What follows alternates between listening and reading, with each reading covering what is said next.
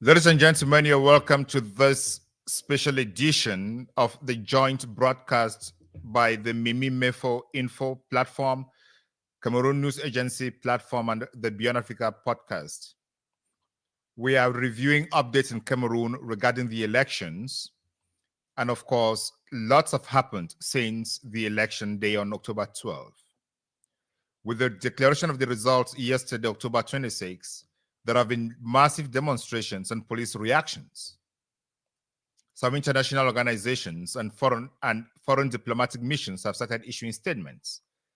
We are going to look at those statements, look at the reactions on the field, what is happening, whether human rights are affected, and if human rights are affected, what could be the recourse for those whose human rights have been affected, what the diplomatic community could do, and what Issa Chiruma Bakari, who knows that he won the elections per the results that he published, has up his sleeves at this moment.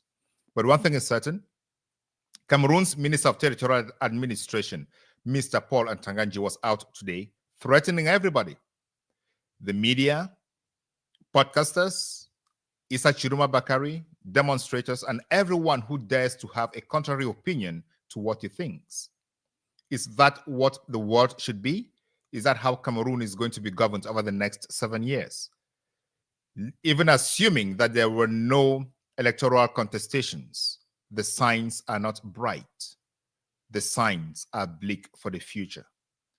If Paul Biya believes that his candidate won the elections squarely and fairly, would he need to go into such threats to ensure that his candidate can rule Cameroon?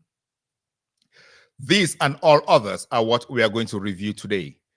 Before we introduce our guest to you, let me introduce you to our one and only Mimi Mefo.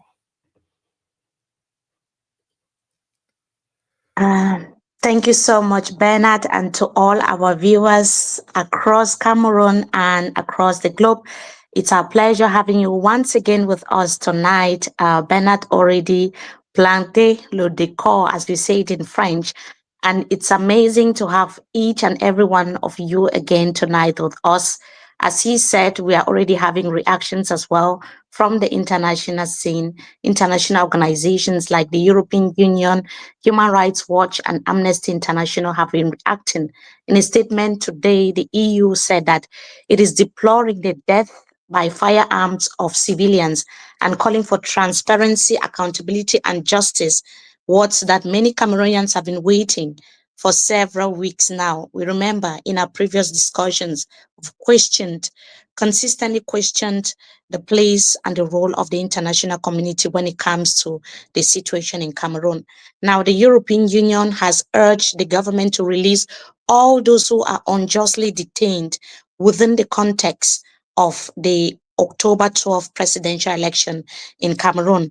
And the EU also reminded Yaoundé of its obligations under the Samoa Agreement that Cameroon is signatory to, which binds nations to principles of democracy and human rights. But the EU is not the only institution, organization that is reacting. Like I said, we have the Human Rights Watch. We also have Amnesty International. Amnesty International is demanding that Cameroonian authorities should respect, protect, and facilitate the rights to peaceful assembly, peaceful demonstration, while calling for a prompt, independent, and impartial investigation into the deaths. And while the Amnesty International organization is reacting and calling for independent investigations, we are seeing that more people are dying.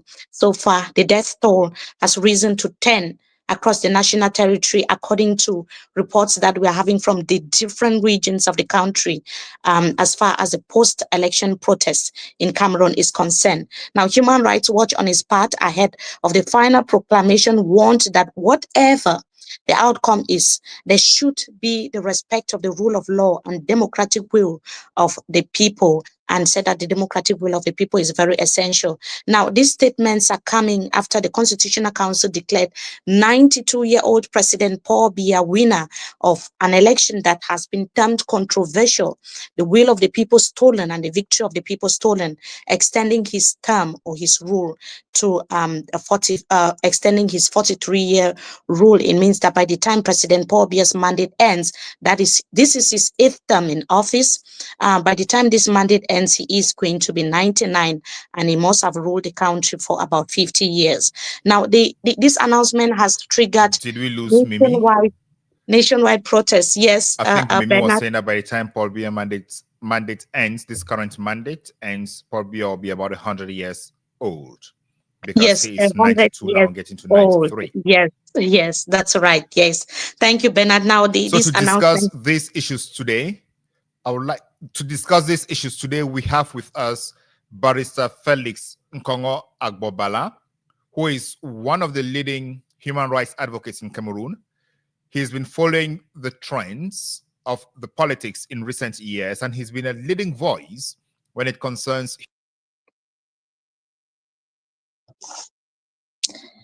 Okay, so yes, I think Bernard was saying that Felix Nkongo Agbo has been a leading voice when it comes to human rights violation politics in the country, the Anglophone crisis as well. We've seen him standing out when it comes to this election that was taking place in Cameroon. We also saw him on the side of the presidential candidate Issa Shoma Bakari, who has declared himself winner of the election. Barrister, good evening. Thank you so much for joining us tonight.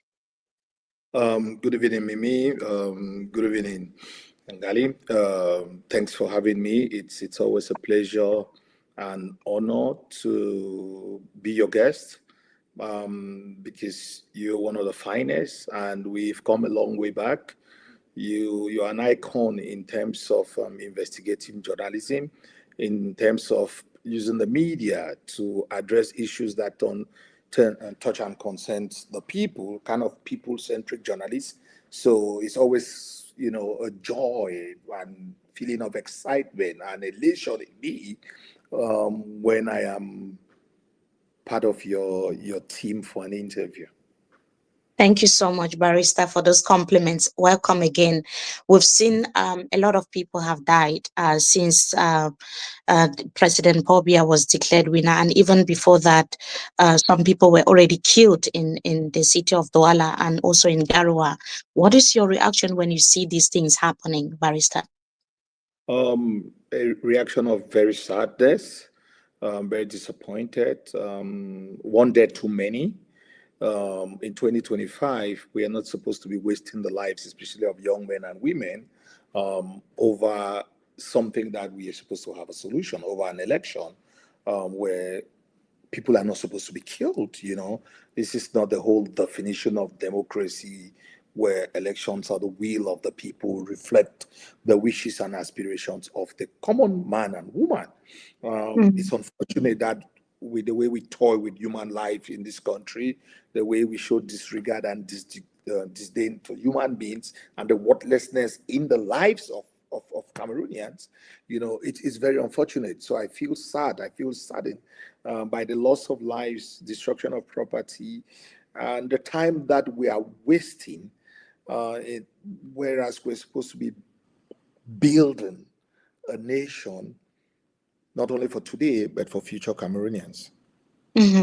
We saw you with Issa Shoma Bakari prior to the election, and you actually endorsed him as you saw him as the candidate for the people and a candidate that can bring the change that Cameroon needs. But on Monday, yesterday, the Constitutional Council declared something different from what many Cameroonians expected, including certainly yourself and Issa Shoma Bakari. How do you feel that he is not the winner of the October 12th election? Well, maybe let me just take you a little bit back. Well, yes, I endorsed Issa Chiruma. It was a process. I'd met Issa Chiruma twice before endorsing him. I met him twice. Then I traveled. I sent him a letter in which I articulated, it was more of a private letter, certain things that if he assures me that he could do it for my people in this sense is the people of the Southwest and Northwest region, if he could do these things to them, I would endorse him and I would join him on the campaign trail. And I informed him that I'd never endorsed anybody. And I made sure, and I said clearly in my letter to him, that this is not about my personal gain. It's about the people that I feel that I represent, that I speak on behalf of them. That's what I assured him.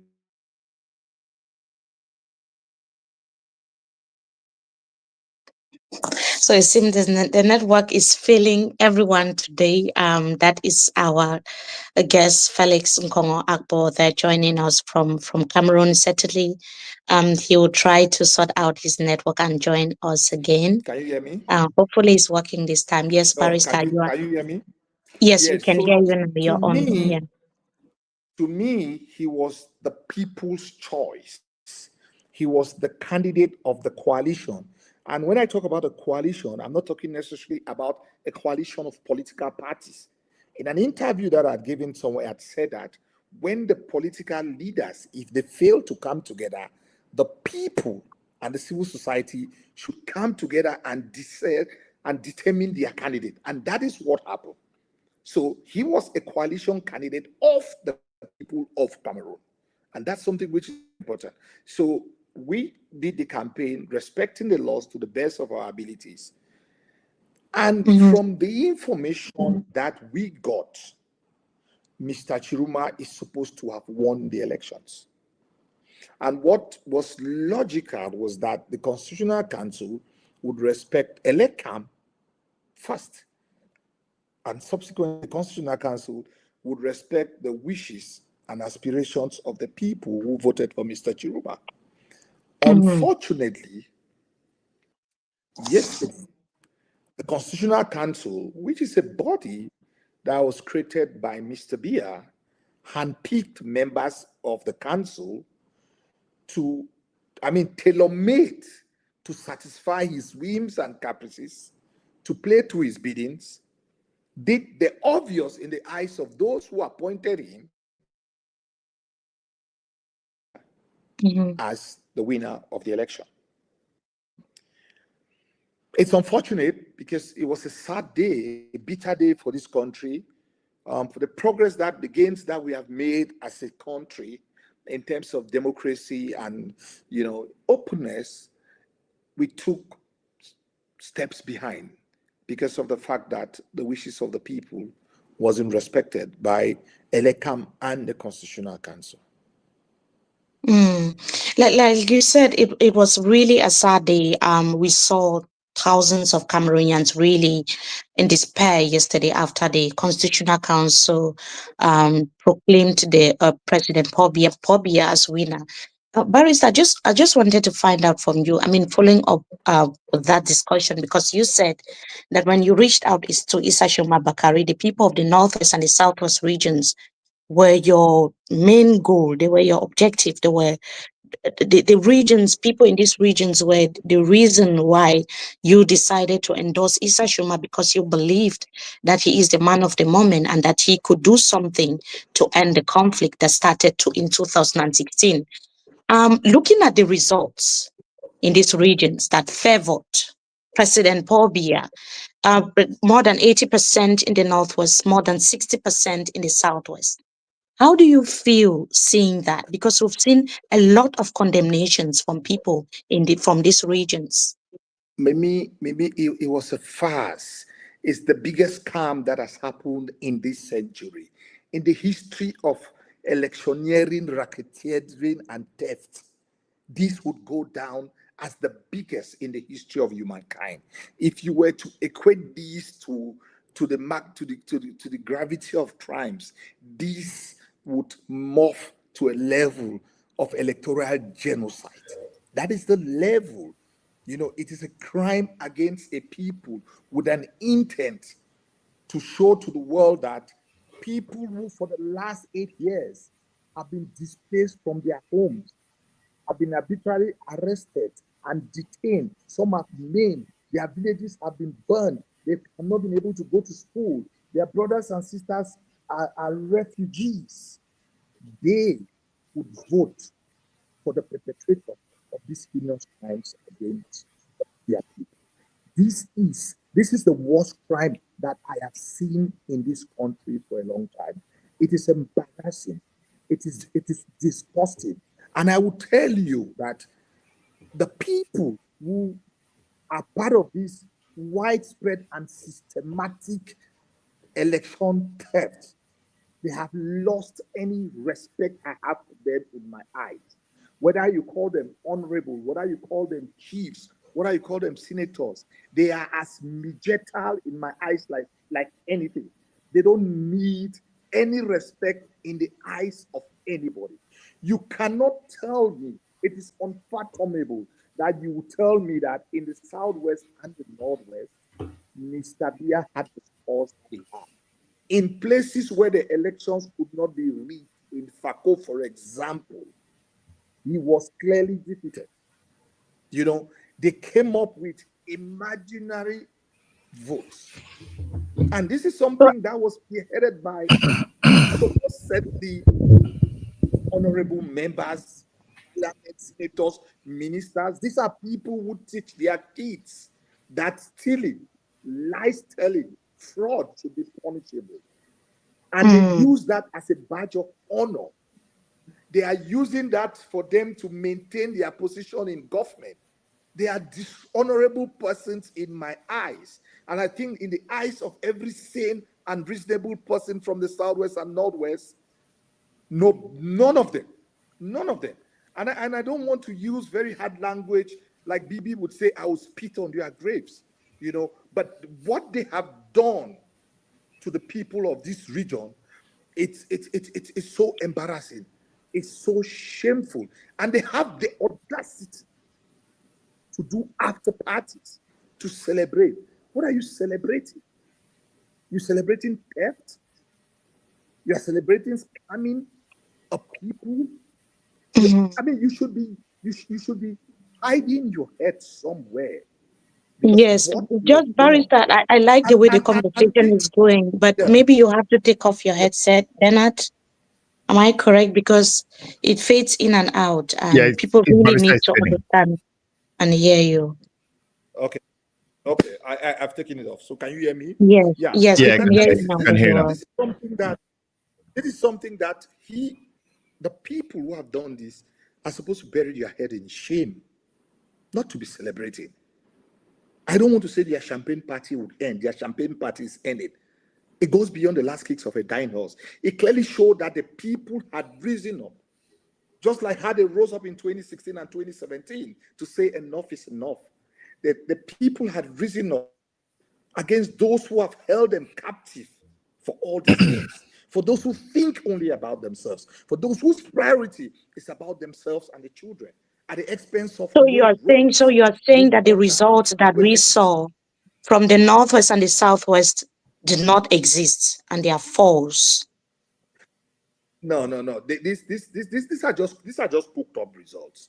These are just cooked up results, and they know.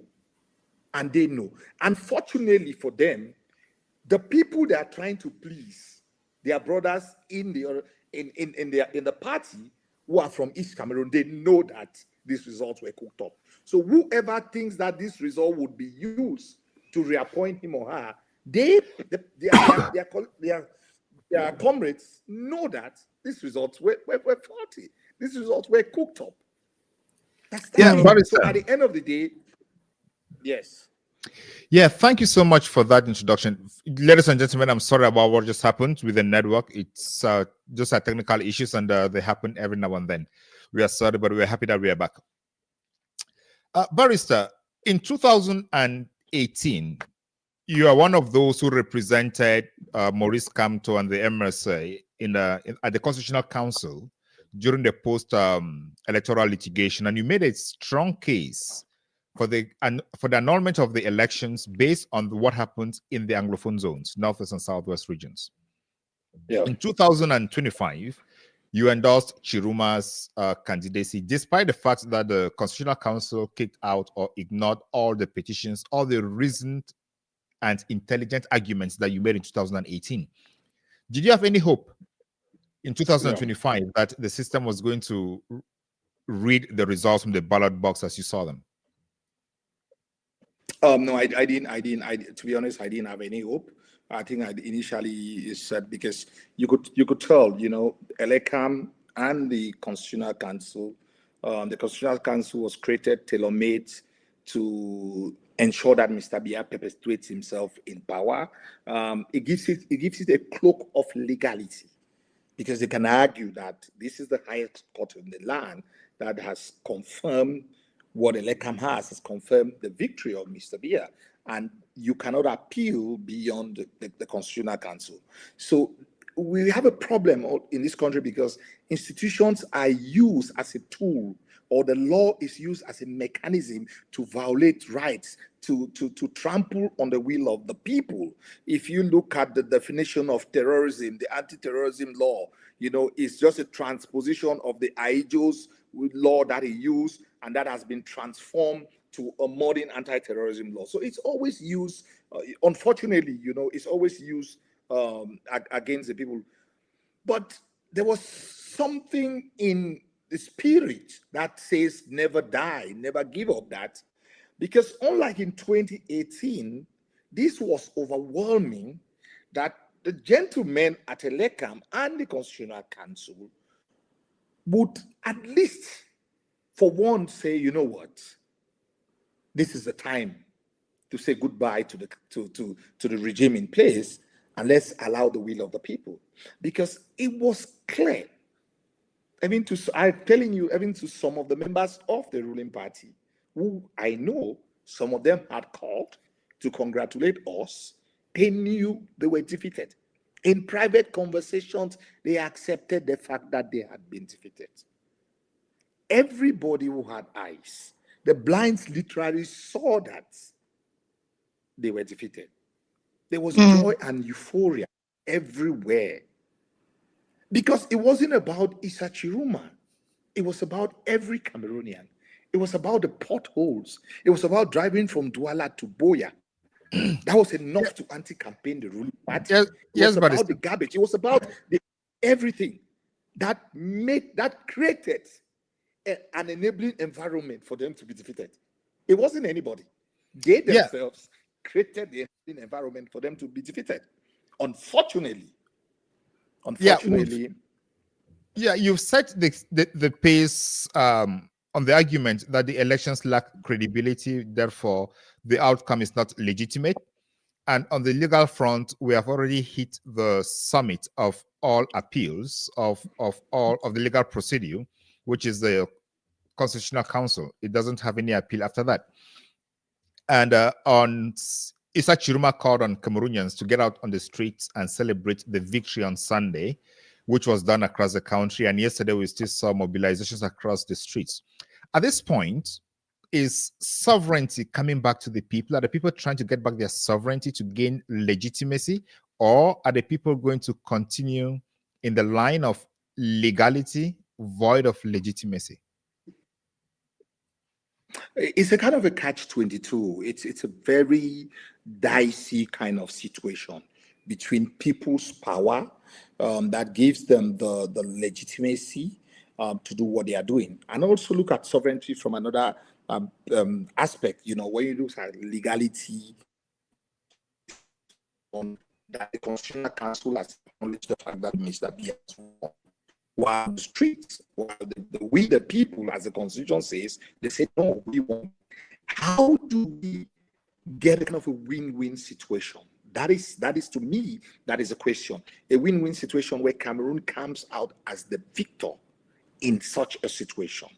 How do we understand that people have a right to protest? It's a fundamental right to protest, fundamental freedom, them to protest.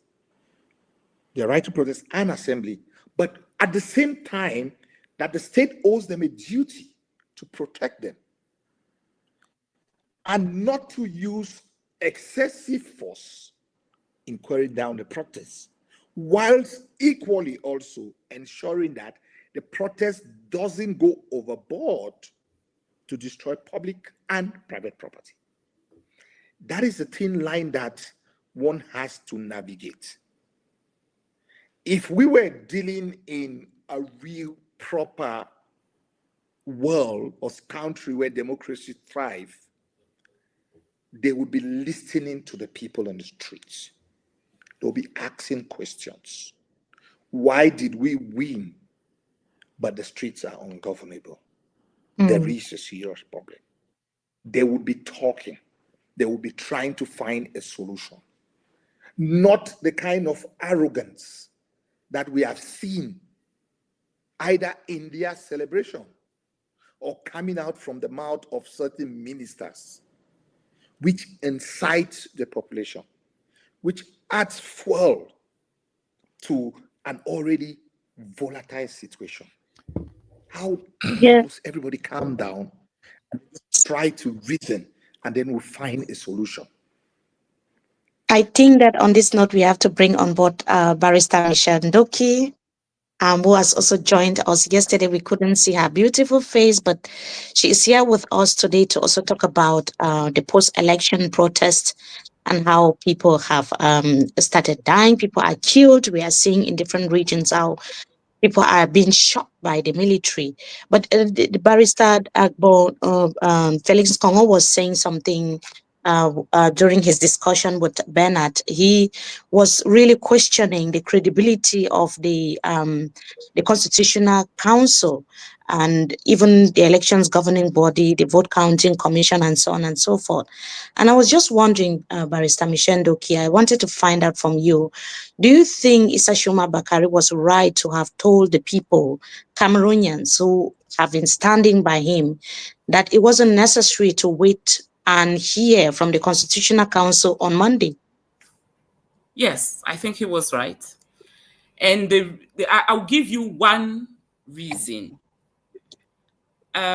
Soon after he did that, when the National Commission in charge of compiling the votes gave their own result, you remember the newspapers, first page, everywhere, Biya has won with the majority.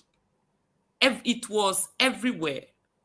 So that means, in fact, it's not illegal at all to announce the results as we know it.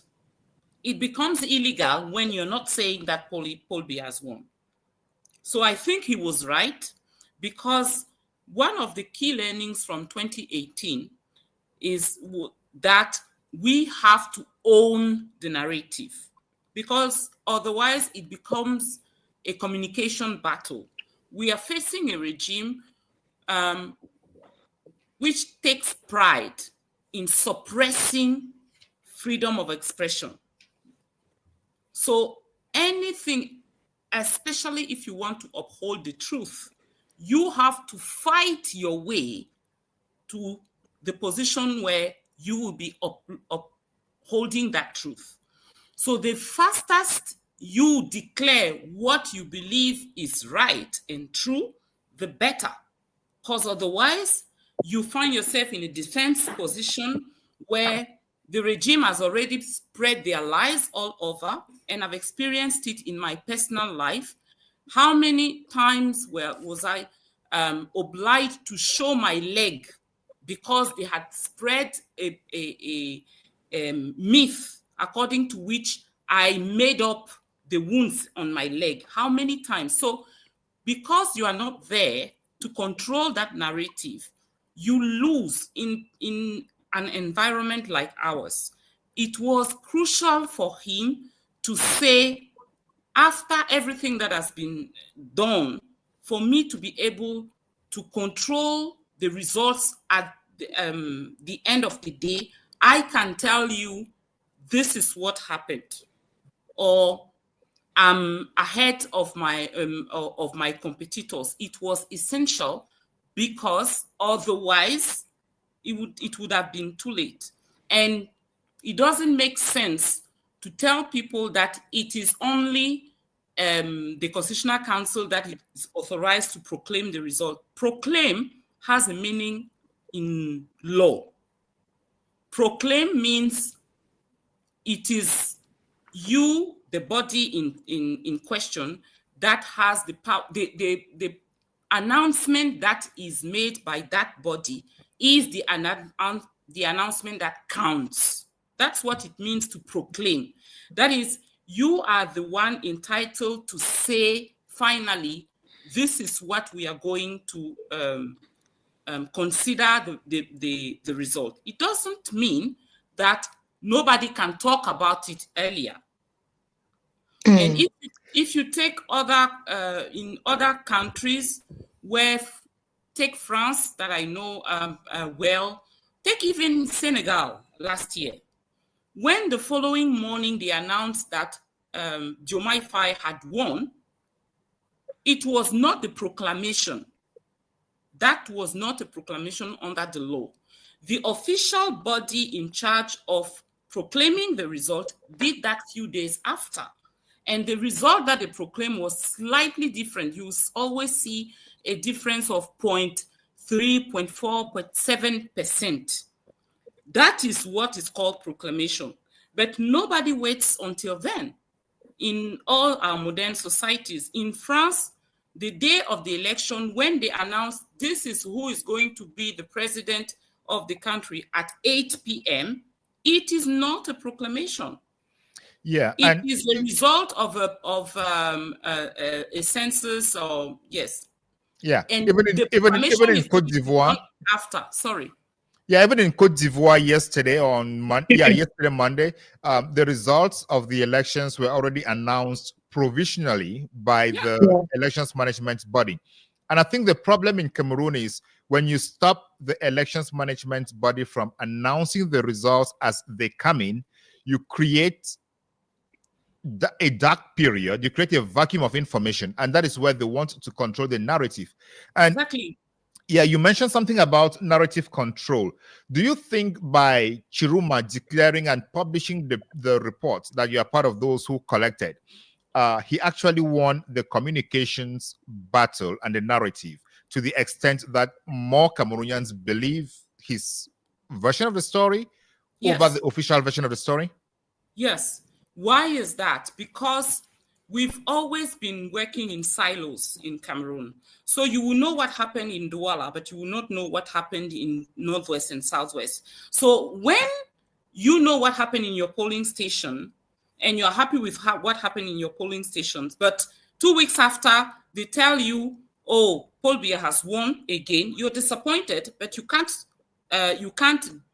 say anything to the contrary because you don't know what happened elsewhere. By announcing it from a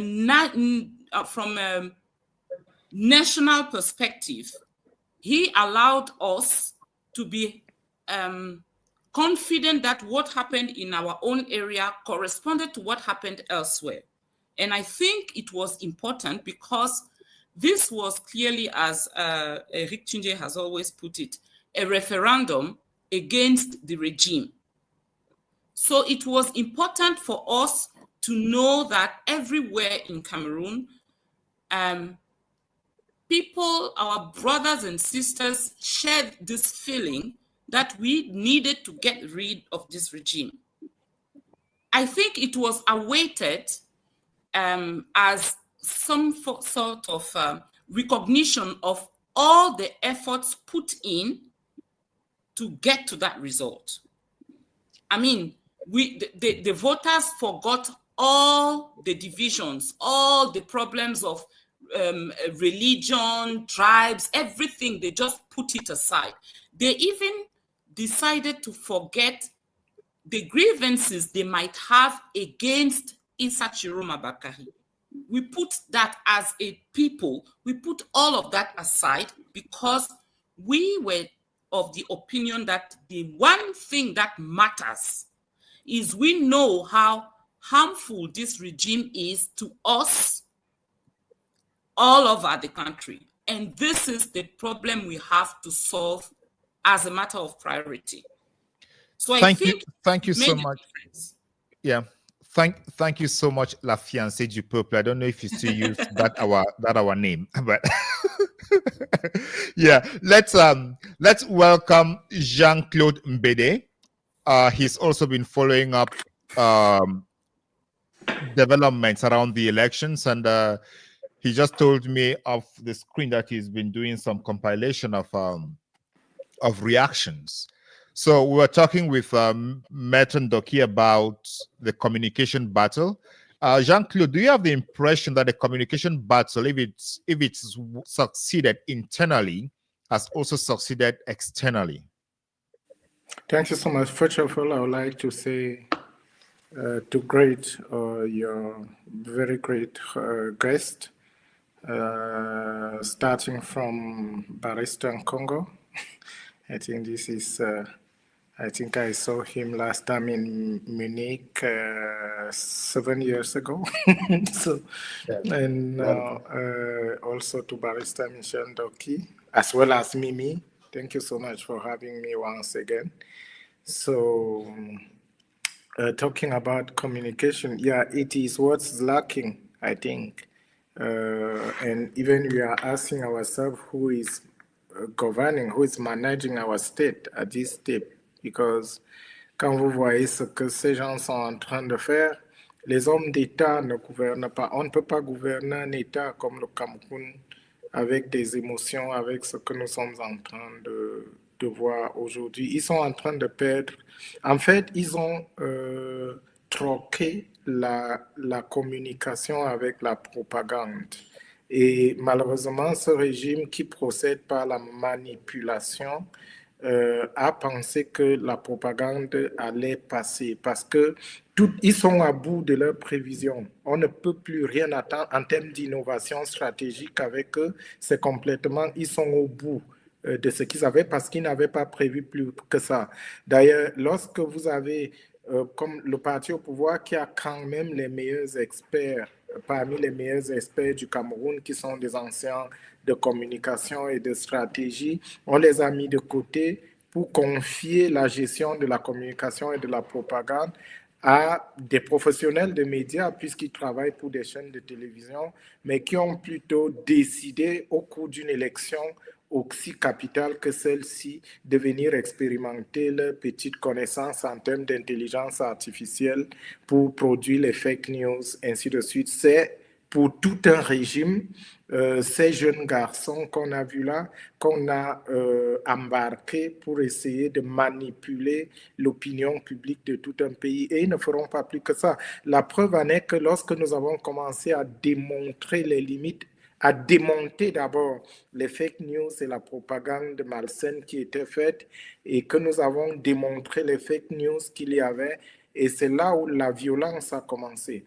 Parce que lorsque vous discutez avec un inculte, quelqu'un qui n'est pas intellectuellement élaboré, et vous allez vous rendre compte que les personnes qui sont violentes, même dans la violence conjugale, ainsi de suite, ce sont les personnes qui ne sont pas capables d'avoir une assise intellectuelle pour pouvoir discuter avec des partenaires. C'est exactement ça à quoi nous assistons maintenant de la part de ce gouvernement. Ils avaient prévu de manipuler l'opinion jusqu'à la fin et ils avaient prévu que jusqu'à la proclamation des résultats, leur manipulation aurait suffi à mettre tout le monde au garde à vous et ils ne s'étaient vraiment pas, ils n'avaient pas planifié ça. Or, quand on gouverne un État, il y a beaucoup de précautions à prendre. Il y a toujours un plan A, un plan B. On doit toujours savoir. D'ailleurs, lorsque vous êtes ministre, vous cotez un dossier à vos collaborateurs, vous vous attendez à ce qu'ils vous apportent des solutions en plan A, plan B, plan C. C'est-à-dire, si ce plan fonctionne, voilà ce qu'on va faire. S'il ne fonctionne pas, voilà ce qu'on va faire. Même en termes de communication, d'ailleurs, lorsque vous êtes chargé de communication d'une grande institution, vous prévoyez que si le plan A ne fonctionne pas, voilà ce qu'on va dire. Par exemple, je prends un petit exemple. Lorsqu'il y a un match de football, le team press officer d'une équipe, le spokesperson, doit savoir qu'en cas de victoire, voilà ce qu'on va dire comme message. En cas de nul, voilà ce qu'on va dire en fonction des enjeux. Et en cas de défaite, voici ce qu'on va dire. Et puis, tout le monde est préparé à savoir ce qui va être envoyé comme communication. Ce n'est pas le cas. Parce qu'au Cameroun, une fois encore, on n'aime pas dialoguer parce qu'il me souvient, et ce n'est pas Maître Akbo qui va nous démentir, que la crise au Nozo a commencé pendant qu'il demandait aux gens de dialoguer, d'écouter. Je l'avais suivi plusieurs fois où il appelait le gouvernement à écouter, simplement à écouter, même s'il ne voulait pas dialoguer, d'écouter seulement, mais ça n'a pas empêché qu'on l'arrête. et qui se retrouve en prison. Parce que, pourquoi est-ce qu'il a été arrêté? C'est parce qu'ils avaient prévu que la manipulation, à ce moment-là, allait progresser. Et lorsque la manipulation n'a pas donné, ils se sont rendus compte qu'ils avaient affaire à des personnes qui ont le cerveau, parce qu'on ne sait pas qui leur avait dit, comme ils ont certainement cru à l'expression qu'ils avaient développée péjorative, où on vous disait, ce sont des Bamenda. That means people who are not even able to use their own brain. Donc, c'était ça. Et lorsqu'ils se sont retrouvés avec des gens qui avaient dans leur cerveau pour agir, ils étaient obligés d'utiliser la force pour les mettre en prison et essayer de les comprendre. C'est la même situation dans laquelle on est. On a perdu des hommes d'État au Cameroun. On n'en a plus. Mais vraiment plus. Les derniers hommes d'État qu'il y a dans ce gouvernement, les Laurent Esso, ils sont déjà aussi âgés que le président. Et d'ailleurs, ils ont été mis à l'éteignoir. Ils ne se font plus entendre. Malheureusement, nous sommes dans une république de gamins. Comme l'avait dit un philosophe en France, en parlant d'Emmanuel Macron il y a 5 ans, il avait dit « La France a mis un gamin à l'Élysée. Préparons-nous à en payer le prix. » Donc, actuellement, nous avons des gamins au palais de l'unité. Préparons-nous à en payer le prix. Et c'est pour ça que le peuple ne doit pas reculer. Il faut les enlever pour reprendre l'État et le remettre sur orbite. Thank you so much, Jean-Claude. This is really edifying because, just to summarize, I might not be the best translator here. Maybe Bernard can. But I think Jean-Claude is just explaining that for the first time, those who think that they are the best communicators and can relay things better to support the regime that is in place have just found themselves being countered by those that have been able to do the job meticulously. We've seen a lot of propaganda, use of AI. People are using AI to pretend as if to pass across propaganda messages, but they've encountered reactions from people, from big brains, from people like Jean-Claude, from human rights lawyers. People have come together to be able to counter some of the fake news, some of the AI publications that we've been seeing online in support of the regime that is in place. So this is something that we've not really seen before, Barrister Felix Nkongo. For the first time, Cameroonians are coming together as one man for something, change, for one thing, which is change. Before, when we are talking about the Anglophone crisis, is in the northwest, southwest. When it was Boko Haram is in the far north.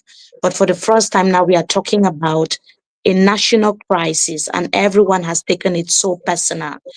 How important is this for a nation like Cameroon, and how effective is this potentially going to be able to bring that change that the people of Cameroon so desire? Well, the pain and suffering across the board is enormous. It affects everybody. It affects some people of the ruling party who went and voted Issa Chiroma, because they also feel the cost of living.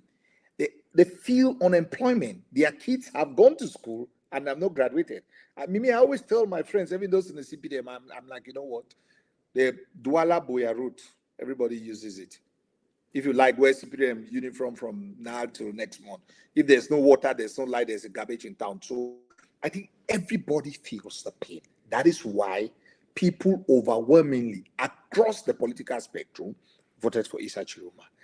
This is a new dawn in Cameroonian politics. I think we see how history is being rewritten, that Cameroonians have come together, irrespective of religion, irrespective of language, irrespective of region. Cameroonians have built synergy across the board, and their common problem is the current regime. And they reacted by voting against the regime. Whether it will bring the regime down is something that you cannot tell. Nobody has a crystal ball. But what I see positive is the fact that we have broken the myth that Cameroonians cannot work together, that there's always infighting amongst Cameroonians. To me, that's the positive that I take, that 4 months ago or 5 months ago, nobody would have believed what we are seeing in Cameroon today. It shows also that when people are willing, they are determined, they are committed, they can move mountains. And this is what we say is happening. You know, I don't want to raise hopes or expectations, but what I see is a people determined. It's a people ready to fight and defend their votes. It's young men and women who people used to laugh that they were not interested in politics. They have decided to take their destiny in their hands. And to me, it's a signal to the regime to understand that it's no longer business as usual. That the language that you use in this period of intense crisis, heightened tension, should not be the language of hate or provoking people. It should be a language of not because you have a hammer, everything becomes a nail. The time where you bully, where you terrorize the civilian population has passed. People are not scared of being arrested. People are not scared of press conferences from Atangaji. We have moved beyond that. He too should understand. And any arrogant person in government or in the ruling party should understand that for this country to move forward, you have to tone down that language. And if they are patriotic as they claim, if they love this country as they claim, they have to read the signals in the room. They have to understand that the people are determined this time. And they have to tone down. I will be blunt with you. There are people in this government who have contributed about 50% to the victory of the opposition because of their language, because of their tone, because of their manners, because of their arrogance. You cannot hijack a country. You cannot think that because you are a minister, you own this country. You can talk to people in a very condescending manner. They did that. We are just having this breaking news that is coming. But they're doing that to 30 million Cameroonians. And we say enough is enough. Yes, we are having this breaking news that I can see on the screen. It says that Issa Shoma says that the people will not back down. Let me just quote him as well. Will not yield to fear or to manipulation. We remain united, mobilized, and will continue to resist until final victory. Before Bernard comes in, I just wanted us to move to another topic of discussion, which is the international community has started reacting. We have the European Union, Amnesty International, and Human Rights Watch have all called for independent investigations and accountability. Do you think that this is going to be enough pressure for the government in place? Or it's not going to create any impact? Is it not going to create any impact? You miss the Secretary General of the UN also. Yes, the Secretary General of the UN also made a statement. The European Union, Human Rights Watch, and Amnesty International. Yes. Is it enough pressure, or should people just say, okay, this is just any? Is this enough pressure, or should people just say, okay, let's continue and do our thing our way? We cannot look or depend on what the international community has to say. This is a regime also that has been able to master the art of doing diplomacy and understanding the mindset of the international community also. These statements are good, but you cannot take these statements to the bank as if it's a collateral that with these statements, something would actually happen. We have seen where there are made statements in this country with regards to the Anglophone crisis, and nothing has really happened. So, I mean, they need to go beyond these statements. The public also has to keep up the pressure. But I am praying, and this is something also that for everybody who has Cameroon at heart, we should pray that this confrontation should not be very violent. That's why the Secretary General of the UN talked about use of excessive force, that the military should also exercise some restraint, because these are all Cameroonians, and also the protesters should ensure that they don't destroy, public and private property, because no matter what, this is still property of Cameroonians, and if you cannot be fighting to liberate a country and at the same time destroying public and private property. So there's a need for the, I mean, the people in the Issa Chiruma camp also to increase these discussions, this talking to, reaching out to friends of Cameroon. We expect other countries, we expect Nigeria to make a statement. We expect other countries also. The AU should make a statement, you know, ECOWAS, ECAS, I mean, ECAS, they should also make statements, because whatever happens to Cameroon affects other countries in the CEMAC region, in the ECAS area, and equally in the entire entire Africa. So there's a need for them to make statements. There's a need for them to try to find some solution. You know, yes, Barrister. Dialogue has to start. It has to start going on. Yeah, Boris. I think at the fundamental level, the preliminary statements from international organizations is always going to be no excessive force, avoid violence, and they would avoid taking a stance as to who is a legitimate winner, because they want to revert to sovereignty and let state institutions actually decide who is the winner of the elections. But you made a statement about the destruction of property, both private and public. I want us to piggyback on this, because that is always the bone of contention. The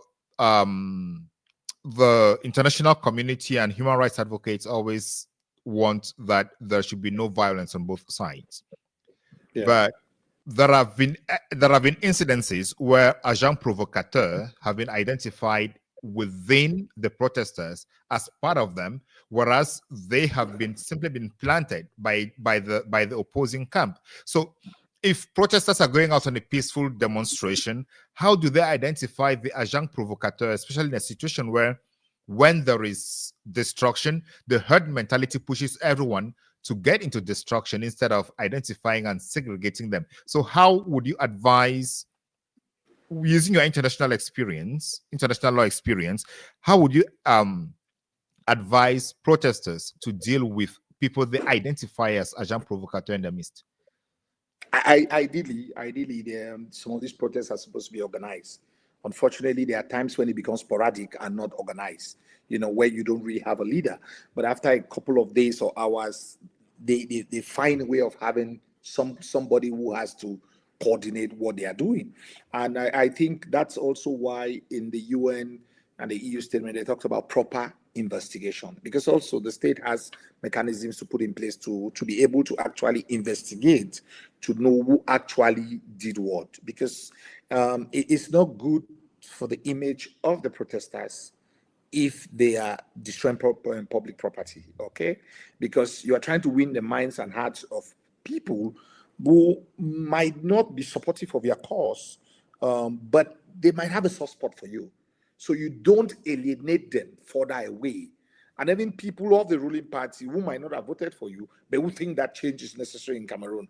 So that's why we always pray, we always try to avoid getting into this situation. Because when you get into this situation, in a situation like this one, in a situation where Chiruma just said, get out into the streets and celebrate the victory and tell the Constitutional Council to respect the results from the ballot box. It can hardly ever be organized because it wasn't planned. He said it 2 days to the demonstrations. So it's very likely that the agent provocateur will find themselves in the midst. So how would they in situations like this also, I would call on Mr. Chiruma to make a statement saying something as if, please make sure that you don't fall into the trap to be seen as if you guys are destroying private and public property, because you know that they will try to pin it on you. You know that they will try to tag you as a violent groupings of people who are just trying to steal, you know, lazy people who are trying to steal. So I mean, I'm saying this out of experience, because in another situation, we used to issue communique late, like, please, you know, make sure that you don't commit XYZ. You're dealing with a powerful state. I mean, they were talking about the way they were trying to manipulate the media. So you want to be on record also that you said it. okay? And some of the people can hold that to argue that things like that should not be done.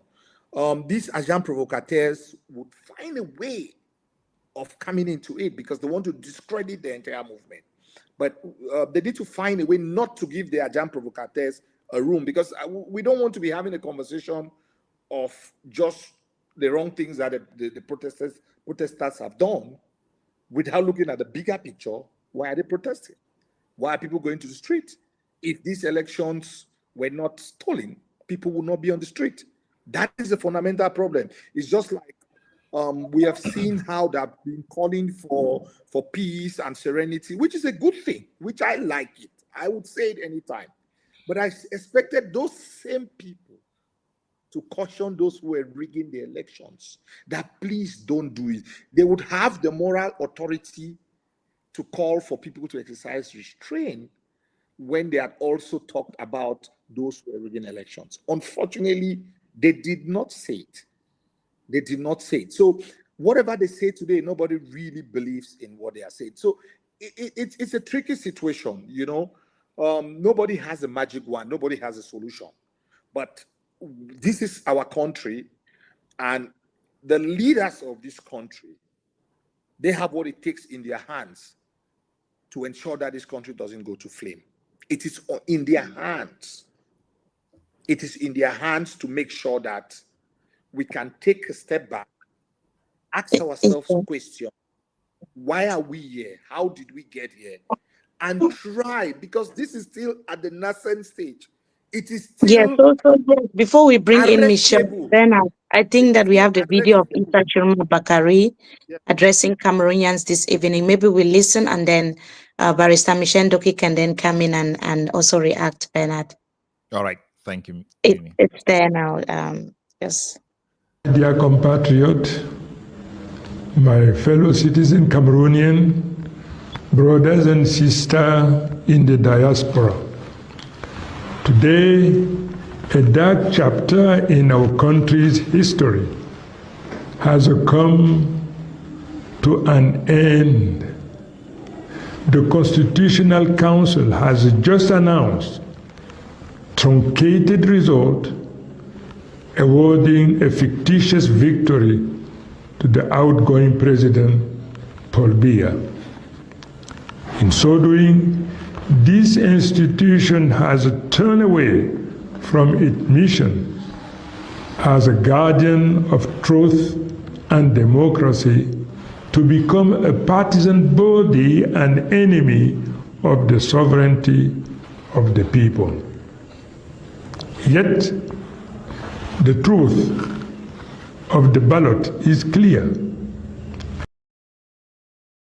A report from our polling station, compiled and secured by our representatives across the country, demonstrate unequivocally that we won this election by a large majority.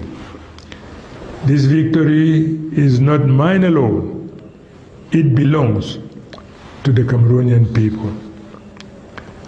At this moment, I wish to pay a solemn tribute to our brothers and sisters who fell in the bullet of a regime that became criminal while they were peacefully exercising a universal right.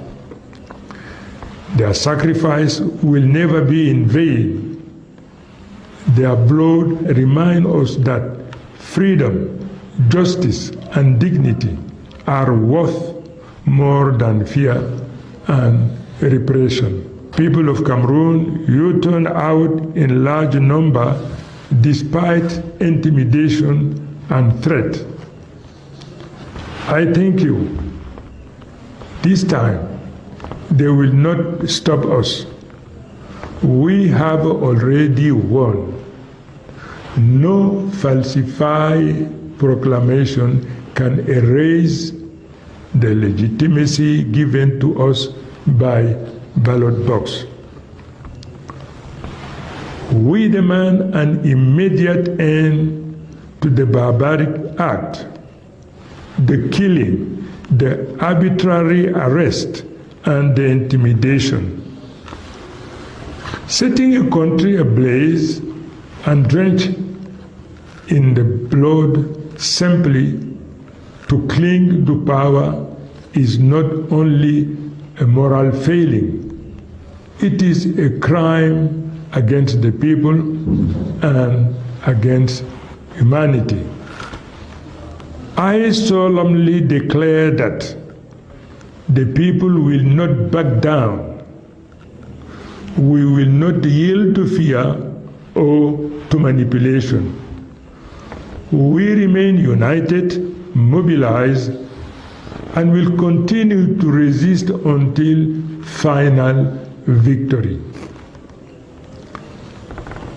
As within our neighbors, in 2010, legitimacy will triumph over instrumentalized legality. Cameroonians must understand and remain convinced that no one will bring about this change for them, because once again, there is no dignity for those who expect everything from others. The founding father did it. Let us prove ourselves worthy of the legacy that they left us by rising to this challenge, regardless of its complexity and difficulties. The international community must now take responsibility. Everyone will have to answer before history and before international courts for the side they took, the side of the people or the side of oppression. My dear compatriot, the time has come. Let us stand tall and strong, determined, but peaceful. For our strength lies in our unity, and no one can take our victory away from us.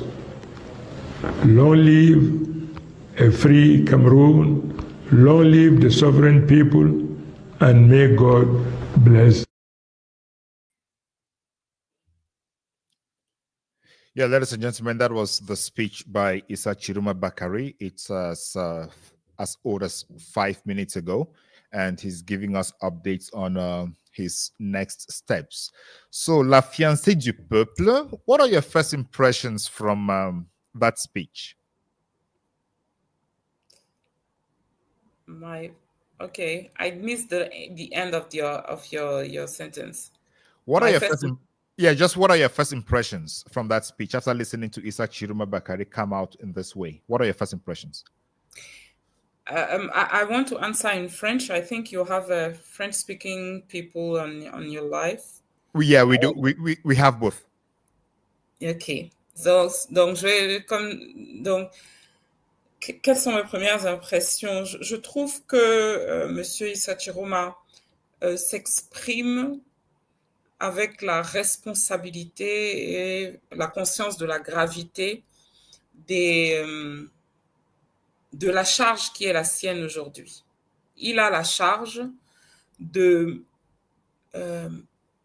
le visage et le leader qui nous guide dans ces temps incertains sur le chemin de la préservation de la vérité, de la protection de la vérité, de la promotion de la vérité. Et je crois que c'est une tâche vraiment colossale parce que elle implique de prendre aussi la responsabilité du risque de dérive que cela entraîne. Aujourd'hui, quand Monsieur Issa Chiruma Bakari s'exprime, qu'il prend position par rapport à la situation du Cameroun, il doit à tout moment garder en tête que chaque mot qu'il prononce, chaque prise de position peut avoir des conséquences directes sur la vie d'un être humain. Et c'est une responsabilité terrible. Il doit, depuis que ces élections sont terminées, choisir en permanence entre préserver la volonté du peuple et céder à la pression. Et avec la manière dont l'esprit humain fonctionne, très rapidement, et ça a d'ailleurs déjà commencé, j'ai vu le communiqué du ministre de l'administration territoriale tout à l'heure, on va dire que c'est lui qui est responsable des massacres, et que c'est lui qui est responsable des destructions, que c'est lui qui est responsable des morts et des pertes de biens matériels, parce qu'il a osé dire qu'il avait remporté ces élections. Comment on justifie cette affirmation? Ça, personne ne s'interroge là-dessus. Et je crois que humainement, c'est une responsabilité terrible. Et je voudrais exprimer personnellement mon admiration par rapport à la manière ferme et constante avec laquelle il se tient aux côtés de la vérité. Dans tous les débats que nous avons aujourd'hui et dans toutes les réflexions que nous faisons par rapport à la situation, nous ne devons pas oublier les vraies responsabilités. Qu'est-ce qui s'est passé? Il s'est passé qu'un régime qui brille par son incompétence et son absence de soin de démontrer pour les Camerounais, a présenté quelqu'un à des élections présidentielles et nous a demandé aux électeurs camerounais d'aller choisir un président de la République pour les 7 prochaines années, ce que nous avons fait. Et une fois que ça a été fait, ce régime s'est organisé pour changer la décision que nous avons prise et nous imposer la décision des quelques membres qui composent ce régime. On ne parle même pas de 20 personnes. Si vous essayez de mettre un nom, un visage sur les gens qui sont en train de perpétrer les exactions que l'on voit aujourd'hui, vous allez citer spontanément Paul Biya, M. Ngongo, M. Betty Assomo, M. Atanganji. Ça n'ira pas plus loin que ça. Vous ne citerez même pas les 60 ministres qui forment le gouvernement. Vous ne citerez même pas quelconque, je ne sais pas, le secrétaire d'État à la Défense, le DGSN. Il y a quelques personnes que nous pouvons identifier qui ont décidé qu'elles n'allaient pas tenir compte de la volonté de millions d'entre nous. Et qu'elles allaient nous mentir en disant qu'elles n'avaient pas compris ce que nous avions décidé et qu'elles allaient nous forcer à accepter ces décisions. Voilà ce qui s'est passé. C'est pour ça que vous voyez le président du Conseil constitutionnel sabrer le champagne pour se féliciter d'avoir accompli son devoir, parce qu'il considère que lui, il a des devoirs vis-à-vis du président de la République ou de sa famille, ou je ne sais pas, mais il n'a aucun devoir vis-à-vis de nous. Voilà ce qui s'est passé. Yeah. Thank you, Barrister. Let me come to Jean-Claude. Jean-Claude, you really look tired. You told me you were tired, but let's have this and get over it. It's okay. Yeah. So Chiruma actually says that the government should put an immediate end to the barbaric acts of arrest and intimidation. And then he goes further to say Cameroonians are determined, but they should be peaceful. Do you think he's talking on both sides? If they are determined to stop the government and at the same time he's asking them to be peaceful, is he contradicting himself? Because when we look at demonstrations that have worked in other countries, there is always a mix of violence and peaceful protests. So where does Chiruma stand here? Yeah, I don't think there is, and there even shouldn't be any type of, as you say, contradiction. But of course, I will be talking under the, the control of both the two law experts who are here. International law, we have the principle of proportionality. I don't know if the same word. So when you are acting, maybe I will try to explain it in French because it's very technical and I'm not an expert of law. Je crois qu'en termes de, dans le droit international, il y a le principe de la proportionnalité et on tient absolument à ce que ce soit respecté dans toutes les étapes de la vie. Et je crois que si c'était observé, pour demander aux gens d'être pacifiques dans leur... il ne faut pas utiliser les armes. Et je crois que depuis samedi, depuis dimanche, que les gens ont commencé à manifester, tant qu'il n'y avait pas d'armes à feu, tant que les premières images des forces de maintien de l'ordre étaient celles des professionnels qui collaboraient, qui semblaient encadrer la population, je crois qu'il n'y avait pas de problème. Mais dès lors que la violence a été exercée, c'est là où on a pu noter toutes les autres exactions qui sont venues. Pourquoi je le dis? Parce que, ainsi qu'on l'a déjà noté, dans le processus de la manipulation qui avait été prévu pour cette élection, la propagande qui avait été, parce que ce régime, il fonctionne essentiellement par la propagande et la corruption. Corruption avec de l'argent, corruption en termes sociologiques, de tribalisme, et c'est ça d'ailleurs qui a conduit certaines personnalités à l'arrestation.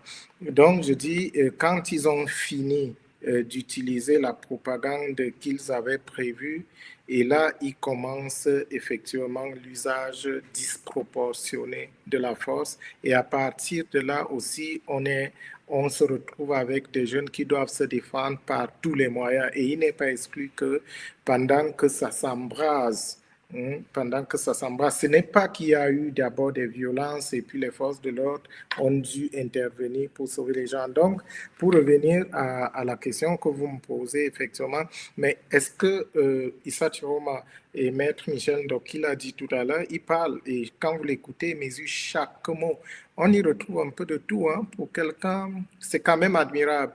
On y retrouve un peu de tout, beaucoup, très mesuré, très prudent, mesurant la responsabilité qui lui incombe en ce moment. Mais sauf que, est-ce qu'en face, il retrouve quelqu'un? En face, il retrouve plutôt des gens qui brandissent des menaces, qui criminalisent tout. Au Cameroun, pénalise tout, criminalise tout. Au Cameroun, et le ministre de l'administration territoriale, il est tout. Il est le ministère public, il est le commissaire du gouvernement, il a un instinct répressif de procureur, parce que jusqu'aujourd'hui encore, il a aligné il a fait une litanie de ce qui pourrait être les chefs d'inculpation de M. Issa Chiroma. Il nous a dit qu'il était inculpé pour, je ne sais pas, outrage à la patrie, insurrection, révolution, mais ce qui n'est vraiment pas. C'est-à-dire, c'est ce personnage-là qui va rester dans l'histoire comme l'un des sinistres. Et c'est quand même dommage parce que quand on sait que ce ministère-là a quand même été occupé par des personnes d'une certaine classe, comme Amara Fami Douyaya, comme le gouverneur Kungwetima à l'époque, comme Émile Anzetsungi, on se dit, mais comment est-ce qu'il a fait, Paul Biya, pour faire disparaître ces personnalités qui avaient même, à vue d'œil, l'odeur d'homme d'État, pour qu'on se retrouve avec un repris de justice qui est là simplement en train de menacer les gens à tout bord. Donc, lorsque vous avez ces déclarations qui sont de va-t-en-guerre, vous croyez que le message du président Chiroma va aller à qui? Ça veut dire que ce gouvernement, il n'est pas prêt à dialoguer parce que on a quand même l'impression que le président Chiroma, il fait une main tendue jusque-là, et il fait même ce qu'aurait dû faire le gouvernement depuis que les résultats ont été proclamés. On n'a aucune déclaration apaisée du côté du gouvernement depuis que c'est passé. On s'étonne de cette façon de gérer une crise aussi importantes que celles qui secouent notre pays en ce moment. Il n'y a absolument aucune prise de parole. Ils ont essayé jusque-là parce qu'au niveau diplomatique, c'est un échec cuisant, mais cuisant. Et ce n'est pas fini parce que ce que nous avons fait aujourd'hui comme travail, ce n'est pas fini parce qu'après l'Union européenne et les Nations unies, si vous prenez les deux paragraphes, si vous prenez les deux statements de l'Union européenne et des Nations unies, vous voyez que les premiers paragraphes ont les mêmes éléments de langage. Absolument.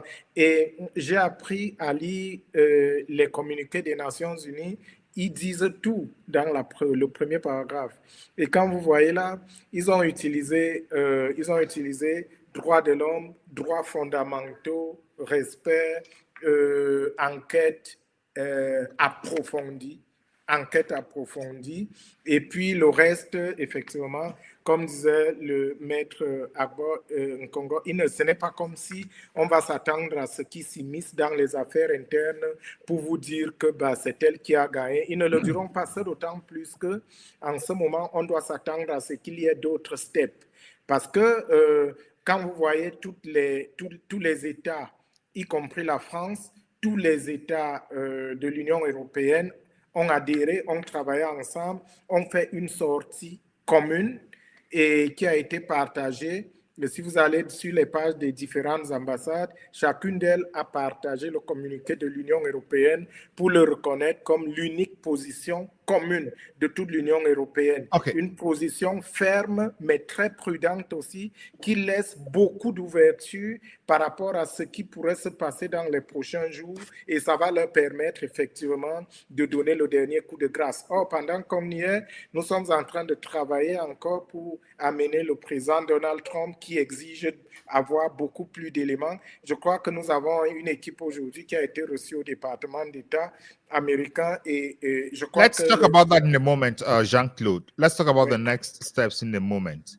All right. Yes, please. Maitre Agbo, you listened to President Issa Chiruma Bakari's speech, and he mentioned the determination of Cameroonians who voted for him to take their victory to the end, and at the same time, he calls on them to be peaceful. I was talking about this with Jean-Claude a moment ago, and he mentioned that the demonstrations have been peaceful all along until the government forces started using lethal force. And he was evoking the principle of proportionality. In this circumstance, can we talk about self-defense already and talking about Cameroonians exercising their right to self-defense using the principle of proportionality because government forces are reacting to peaceful demonstrations in a particular way? I think for now we really need to appreciate the fact that things have not gone out of hand. I know they've burnt a couple of military vehicles. I don't think any military person has been killed. So far so good. I think I'm really encouraged by the fact that the civilians are not violent, and I'm sure also that some of the militaries that tried to exercise kind of restraint, because this election also the military voted. They voted for Issa Chiruma. The polling station that I voted in Boya, where the military voted, Issa Chiruma won in that polling station. So they too are Cameroonians. They too go through the pain and suffering of the average Cameroonian. So they understand their pain. They understand their pain, and I think that's why, as we speak, the violence has not moved to a level wherein people can say, well, either the protesters are very violent or the military is extremely excessive. If we can maintain it at a level where there is no violence, or let me say not much violence, I think it will be better. So Chiruma also is trying to, he understands the climate, the international climate. He understands that there are international crimes also, not so. There are war crimes, are crimes against humanity. So everybody has to play safe. The fact that you have a legitimate cause doesn't mean in exercising that legitimate grievance, you should go across above the board. I think that's what everybody is trying to play within the lines of peaceful protest, asserting our rights, but whilst also ensuring that it should not be violent. I've seen images of Yaoundé where people are running in the streets. I'm hoping that there will be no one life too many again. We know we have passed the stage where yeah, with your experience from Sierra Leone, I think, was it Sierra Leone and Afghanistan? Sierra Leone, yeah, and DRC, yeah. And DRC. When does that line, when do the government forces cross that line that would push citizens to take up arms in self-defense and claiming proportionality? I think it's on a case-by-case basis. Okay, there's no like hard and fast rule that it's more of a kind of a threshold that will take into consideration what is actually happening on the ground within that particular context. That civilians will say, like, you know what, enough is enough. They have been killing a lot of us. We have to also protect ourselves, you know, like what happened in the Anglophone Cameroon. I believe that the military also have learned lessons with what happened in Anglophone Cameroon. I believe also that because they too are going through the pain and suffering, we will not get to that threshold, Bernard, where the civilian population will pick up arms. Because if we get there, then it becomes uncontrollable, everything becomes chaotic, and the country starts getting downhill to a level that none of us will recognize the country. Did you follow Atanganji's press conference today? Lived in this part of the country. Did you follow Atanganji's press conference today? Oh, yes, I followed it already. Do you have the impression that he is speaking the mind of the government, or he is talking about himself and his delusions? No, at times some overzealous people become too overzealous, and they become they believe that they speak for everybody in government. But we've seen what overzealousness did him in getting Kamto eliminated through the ELECAM on the Constitutional Council. We saw where it's led them today. So overzealousness might not help us at this moment. He's always a microphone happy kind of guy who's just, I think he speaks before he thinks, honestly. But this is not just about him. It's about a nation of 30 million people. It's about a nation suffering, young men and women crying that their voices should be heard, that their elections have been stolen. It's the pain and suffering that people are going through that we expect him to tone down his rhetoric. The time of Cartier language has passed. This is what him and others said in 2016. And we are where we are today because of some overzealous government officers and some excited people in the ruling party who felt that whatever we were saying did not matter for the sake of these 30 million Cameroonians, for the sake of what we have seen in the Southwest and the Northwest, and what we have seen in other parts of the world. He should be called to order. He should tone down his rhetoric. And I'm saying this to him directly. I mean, we've passed the time where he thinks he can bully everybody and shout. He's not the first person to be Minister of Interior in this country. We have had more responsible ministers of Interior. And in a period of conflict, your tone, the style, your mannerism also has to change, has to reflect the reality. I speak as a Cameroonian. I speak as somebody who has concern of the people of this country. No minister, no president, nobody in this country has to be condescending to Cameroonians at this particular point in time. It doesn't help the country. You might win, but the country might lose. And all of us today are speaking because we are Cameroonians. We have a vested interest, a shared interest in ensuring that this country doesn't go down the line. So if you can do whatever you can do to arrest this situation, Mr. President, This is a time when you have to speak to Cameroonians. You have to speak to Cameroonians from the heart. You have to address Cameroonians and come down from your high horse and address issues. Talk to Cameroonians. Appeal to them.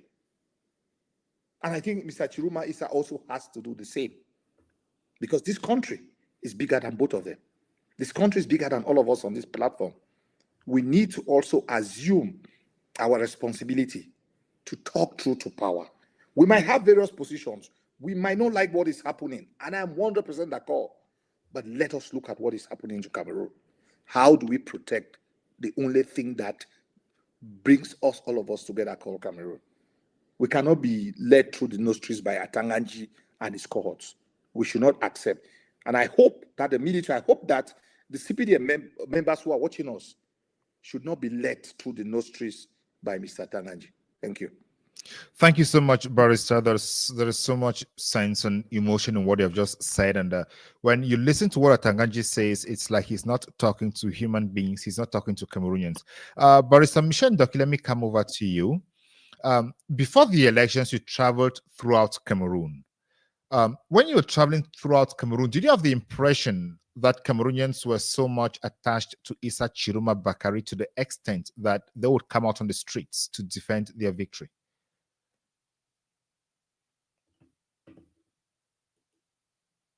Unmute your mic, please. Sorry. So I was saying that when I traveled around Cameroon, the conversation was not about a person. The conversation was about the fate of this country, the prospects that we had of changing the trajectory of the country and the role we could play in achieving that change in trajectory.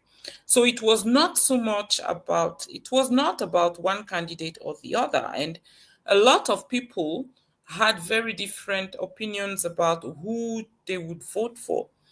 Among the Nation Builders Association, you had people from various parties, SDF, PCRN, FSNC, a lot of different parties, and of course people who were not member of any party. And we were happy to work together on this project of protecting our vote and protecting our voice, no matter where we were coming from, because this was important. We had that in common, that it was important for us. And then there was this campaign from Issa Chiroma Bakari. And I'm sure you realize, as we all know, that it didn't start that well. First interview I remember he granted was actually not his best, not at all. I remember the young man who was interviewing him, a blogger, asking him, why should we trust you at this point in time, knowing where you're coming from? And he repeated the same question 3 or 4 times. And Issa Chiroma Bakari could not answer the question until he asked him to stop. This is where he started. And then he changed the perception that Cameroonian had of him. So what is that thing that is actually pushing Cameroonians at this point to say we must get down to the streets to defend it? Is it because Chiroma said it, or if anybody said it, they'll just go down to the streets? No, actually not at all. It is not about Issa Chiroma Bakari. That is what I'm saying, actually. If you see the performance of PCRN, if you see the performance of the SDF candidate and the other candidates, you see the change. I'm sure that militants, active militants of SDF, of PCRN, of other parties, of UNDP, voted Issa Chiroma Bakari instead of the president of their own party. I am sure. But This is because it was not about the individual. It was about us. Since they would not agree on one candidate, it was about us choosing one person and making sure that the person that we would have chosen would go fight for that change until the end. So Cameroonians compared all of them and said, this is the person I will bet on who can fight this till the very end. And so far, he has not disappointed. He made a very inspiring campaign, but more importantly, he is holding up his part of the bargain. We did our part. He's doing his job. And it's So not about... how far do you think he can go? I think he can go as far as being sworn in November as the president of this country. How is that going to happen? This is going to happen because this regime, the few number of people that are in various seats today, will realize that actually there are a few number, and the sovereign in this country is still the people. So we will make sure that they understand the message, that they don't own us and they don't own our country. We own them. We pay them. We pay for their kids' school fees. We pay what the clothes that they wear. We pay the AC that they use. We own them. It's not the other way around. And we will make that message across until they do understand. Because it's the reality. I mean, people died to make this country a republic. So we are not... I will come back to you now. Yeah, I will come back to you to discuss on what is going to motivate Cameroonians who are already on the streets, because it seems as if it's only the streets that can help change the situation or can help the government respect the constitution or the results from the ballot box. As Issa Chiruma said, though he said with our neighbors in 2010,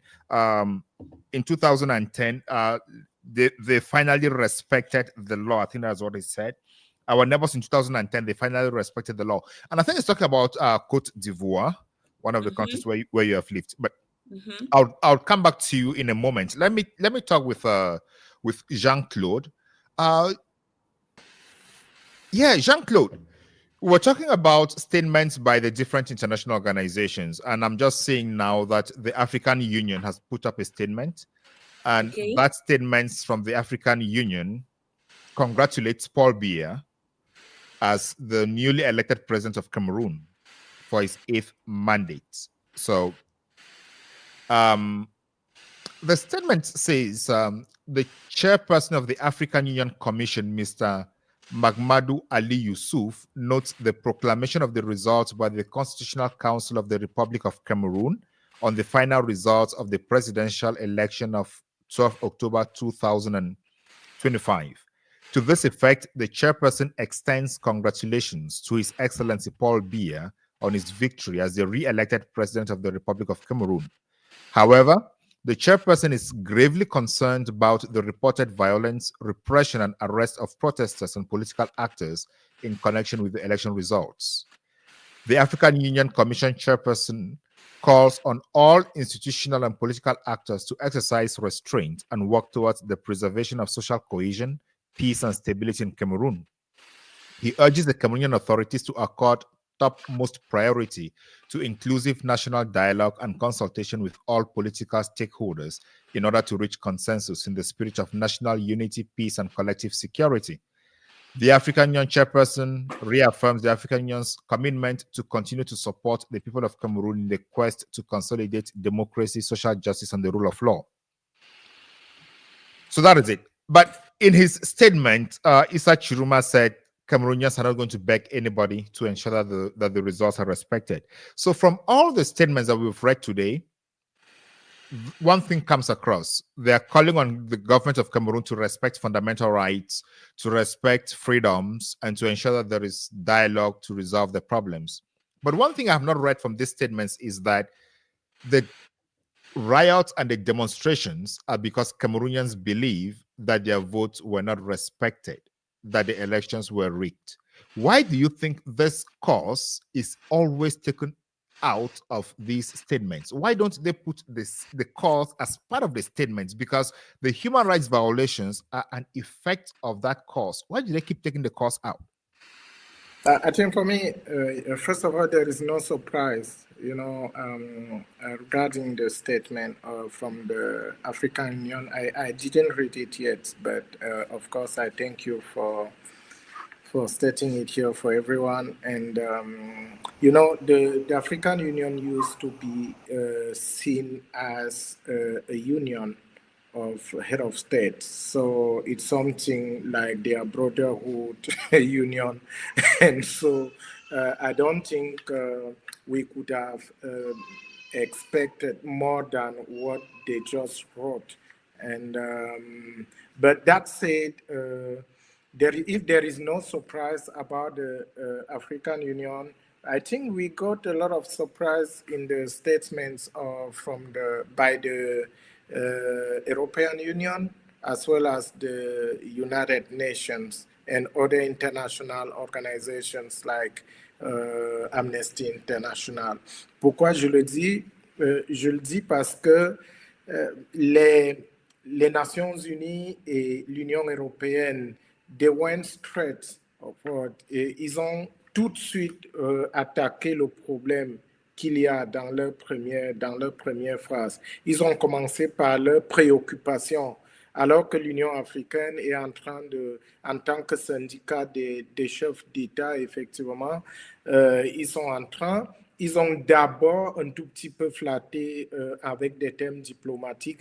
Leur communiqué, malheureusement, à l'Union africaine, quand ça regarde l'Afrique, c'est toujours écrit comme une note verbale diplomatique où on fait d'abord les compliments à son interlocuteur avant de lui dire les vérités. Et c'est à ce niveau-là qu'on ne peut pas sous-estimer tout ce qui a été dit, parce que quand vous voyez tous les autres paragraphes qui arrivent, ce sont les mêmes qui ont été repris par la communauté internationale aujourd'hui.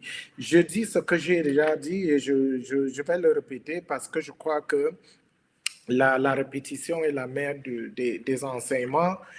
C'est que la communauté internationale à ce stade ne peut pas courir le risque de prendre une position mordicus, de prendre une position toute tranchée, parce qu'il est en train de se passer des choses. Il va se passer des choses encore. N'oubliez pas que la semaine dernière, il y a eu une tentative de négociation sous l'égide de la communauté internationale pour faire fléchir le régime sortant à Yaoundé et leur faire admettre qu'ils ont perdu les élections et qu'il fallait qu'ils s'en aillent, et que pendant cette négociation, ils ont plutôt décidé de passer par l'arrogance, la corruption, d'essayer de dire plutôt qu'il fallait qu'ils proposent un poste de Premier ministre au président élu Issa Chiroma. Donc, c'est à ce niveau-là qu'il faut voir. Alors, la communauté internationale, avant de faire ses sorties, a essayé par tous les moyens de mener ce dialogue qui a échoué. Et quand vous voyez, c'est la première fois qu'au Cameroun, je crois depuis 1992, c'est la première fois que vous voyez toute la communauté internationale unanime pour ne pas dire, parce que quand vous voyez leur communiqué, il n'y avait aucune flatterie, même pas les usages diplomatiques à l'endroit du gouvernement. Je veux dire que 98% des communiqués de l'Union africaine, des Nations Unies et de l'Union européenne sont un tout petit peu des injonctions au gouvernement pour qu'il mène des enquêtes approfondies par rapport à ce qui a déjà été fait. Pour ce qui est du vote, exactement, ce n'est pas eux de le faire, et je crois que si nous nous retrouvons avec, et c'est d'ailleurs le reproche qu'on fait que tous les Africains font au Camerounais, c'est qu'ils n'arrivent pas, malgré la très forte adhésion et unité qui est renvoyée en image, hein, cette fois-ci, il y a quand même ce reproche qui est fait aux Camerounais, au peuple camerounais, de la part des peuples africains qui disent, mais pourquoi est-ce que vous ne pouvez pas sortir comme au Burkina Faso, comme au Sénégal? Parce qu'avec 1 million de personnes, ce régime tombe et personne ne va le regretter. Lorsque vous voyez comment ça se passe aujourd'hui, je crois qu'en dehors du Gabon, de la République centrafricaine, de l'Union africaine, c'est tout. Les pays africains ne se sont pas empressés de féliciter parce que c'est une question morale où on a déjà en Afrique des démocraties émergentes qui sont en train de prêcher par l'exemple. On a le Bénin, dont le président vient de dire qu'il ne va pas rester là. Nous avons le Sénégal qui nous parle. Nous avons les jeunes, la jeunesse des pays de l'AES qui ont pris leurs responsabilités et aujourd'hui, ils ne comprennent pas que le Cameroun, et d'ailleurs, il y a des amis ghanéens et kenyans, j'ai vu qu'ils m'ont tagué sur plein de choses aujourd'hui pour me demander qu'est-ce qui se passe au Cameroun. Est-ce que le peuple camerounais n'est pas capable de se lever une fois, en une journée, et mettre un terme à ce régime? Donc, je crois que c'est à ça que peut-être les mobilisations vont se malheureusement, et je crois que quelqu'un l'a relevé ici, il ne s'agit pas, ce que nous voyons aujourd'hui, de mobilisation concertées. Elles n'ont pas été organisées. Le président Issa Chiroma n'a eu ni les moyens, ni le temps matériel pour procéder à l'organisation logistique des manifestations d'une telle ampleur. Donc, il s'agit de mouvements spontanés de Camerounais qui expriment leur ras-le-bol parce que, comme la plupart, ça revient de temps en temps, la manifestation actuelle va au-delà de la personne du président élu, Issa Chiroma. Il s'agit de la manifestation viscérale du peuple camerounais debout pour réclamer le changement. Merci JC. Ladies and gentlemen, thank you for joining us. If you are just joining us now, you are watching this episode of Updates on the Road to a 2D from the Beyond Africa podcast, Mimi Mefo Infos, and the CNN News Agency. And we're analyzing updates from Cameroon and what the stakes are, what the stakes are going to be, especially as the Minister of Communications came out today and issued stern warnings, while international human rights organizations are warning against human rights violations. And the diplomatic community is also issuing statements calling for the respect of human rights.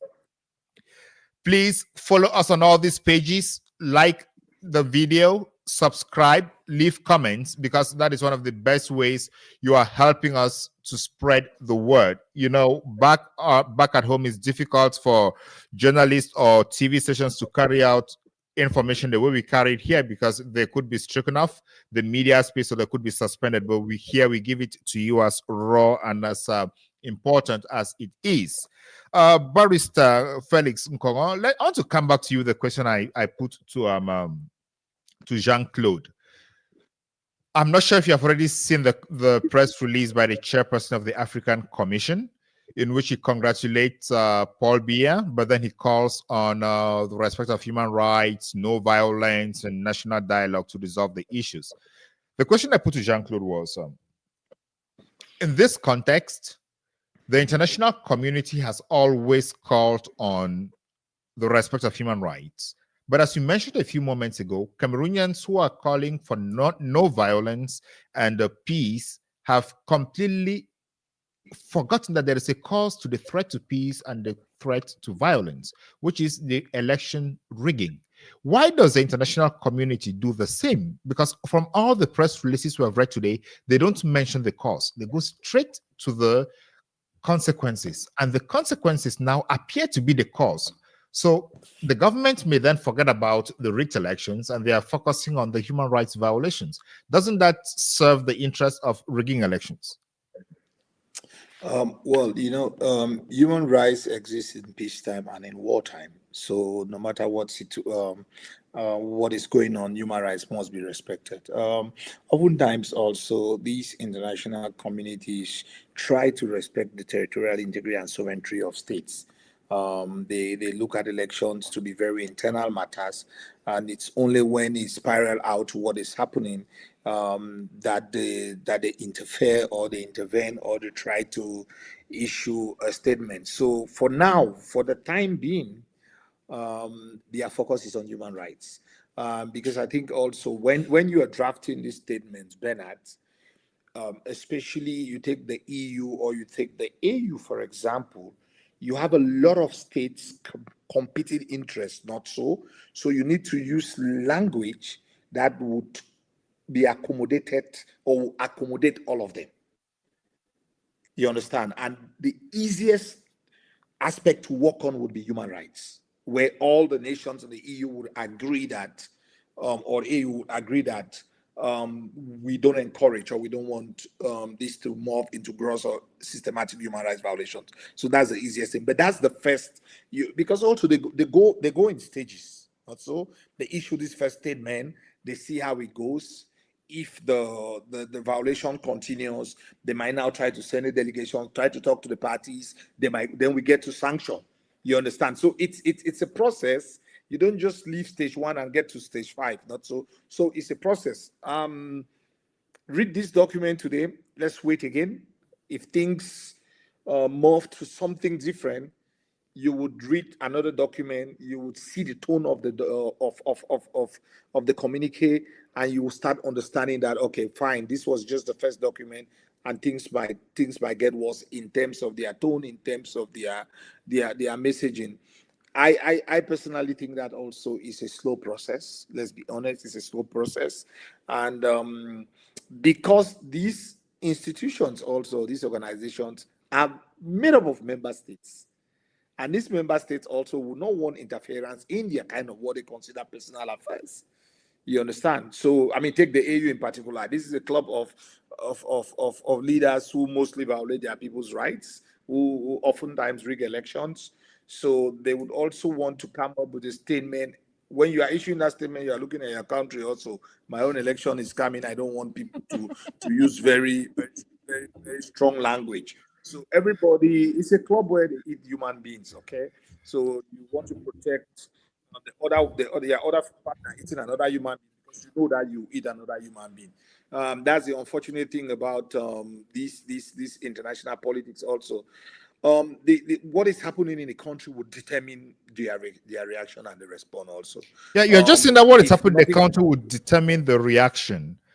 And you also say that the evolution of the post-electoral situation is going to determine how the language changes on this press release. Yes, that's why I say what happens in the country as the situation increases, the language will change also. Okay? As what situation increases? The situation of the protests.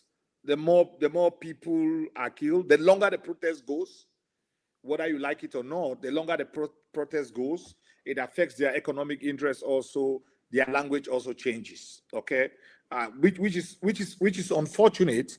And I don't want to say the number of people who are killed, because don't forget also they look at reactions from their country, from their capital. By the time their people in their country start saying, no, enough is enough, this is one killing too many, the Cameroonians in the diaspora in these other countries also start talking to their elected officers who are there, like, you know what, no, you have to make a statement. My country that I come from originally, where my parents come from, they are killing our people, they are doing this. The parliamentarians or the senators now start talking to whether it's a prime minister or the president. It changes a lot. So the diaspora also has a role now to play. You know, just like Jean-Claude was saying, that the kind of things that they were documenting to make sure that they get the US president's attention, it means a lot. It changes the whole dynamics also. It is different when we sit here and we say these things, but when the diasporans who have a right to vote in those countries. So the parliamentarian, let me take a country like Belgium that I know much. Let's take Brussels. You know, so if I live in the community of Molenbeek and where I'm voting there, and I meet my councillor, I meet my parliamentarian, and I tell him that the country where my parents come from, you know, they're killing my brothers and sisters, and because I vote And he knows that I'm part of his electorate. He listens to me, not so. When 50 to 30 other potential voters tell him that, he has to take it to the next level. And that's how also it generates attention. Some would go through, if you are in school, you talk to your friends in school, in college, and then you start mobilizing young people in college to start writing letters to their elected officers, to start talking about the situation in Cameroon, to start tweeting about the situation happening in Cameroon. That's the kind of way that it changes the mindset of these leaders also, and they start taking further action. So it would be a very holistic approach. While those in Cameroon would do what they are supposed to do, the diaspora also would have to do a lot just beyond what they are doing. I know they are doing a lot. They would have to also make sure that they get lobbyists in Brussels, in Paris, in Washington. These lobbyists who can get into some places that others cannot get, to start, talking about this issue, so that those who are the power brokers, those who have the powers in their hands, will be able to take action. So it's a lot of work that has to be done. But the passion, the commitment of Cameroonians in and out of the country, this thing is doable. It also means that trying to create a fund that would defend those who are currently arrested, meaning that the lawyers, I saw Barrister Sim and Melly in a group that I am, they have met some of the leaders, and they need to start thinking, how are they going to take care of their transportation, their telephone credit for the work that they are doing. They are not paying them per se, but no amount of Holy Mary will build the church, not so. But they'll be able to have some stipend to run around, and to make sure when you start doing that, those who have been arrested, they realize that they have not been abandoned. Those who are protesting know that there's a legal trust fund on their behalf for them to be provided support. So when there is this connect and not a disconnect, it is added impetus. So there's a whole lot of organization, a background team, and ideally this background team has to exist in the diaspora, that does this kind of work to give the visibility that everybody expects, and hopefully people will triumph at the end of the day. Yeah, I'm going to come to Boris Sandoki in a moment, but I want to narrow this down with you a little bit based on your experience, because it's only 9 years ago when you and Chiruma, you were on the opposite sides of the aisles, and you were not seeing eye to eye. You must have been involved with such negotiations, and now you are supporting Chiruma. Have you had the opportunity to discuss such strategies with him? It is strategy, I know it must not be spoken on TV, but have you had such conversations with him? Me? Yep. Yes. Yeah, well, I think the Saturday before the elections, before we left Garoua with others, we had a kind of in-depth discussions of possibility if this happens, if this happens, if this happens, if this happens. So there's a lot of thoughting process of what could happen, you understand? And I think a lot of the things were falling in place. The only strangest thing is that as of now, it's not been arrested, But when you are looking at the scenario, you play in like whatever happens, who does this, who picks, And I think that some of the people who they knew, they thought that were very instrumental or influential, they already make sure that they pick them already, without even having they were no more interested in evidence. They were just trying to. But I think also is that this is also people driven, and that's the thing. It's more people driven. And how many people can you lock up? You don't have a jail to lock up the Cameroonians who voted for Chiruma. And you see, Bernard, let me just go back. I'll come back. Let's assume for academic purposes, 34% for somebody who 5 months ago wasn't in the mindset of anybody. You gave him 34. Is somebody that you don't take for granted also. Okay? It means that it's somebody that you pick the phone and call and show him some respect and not bully the person. On the other side, I think there are strategies also behind. Issa Chiruma has a strong team that is working. The team might even be more knowledgeable than us, providing him this kind of advice.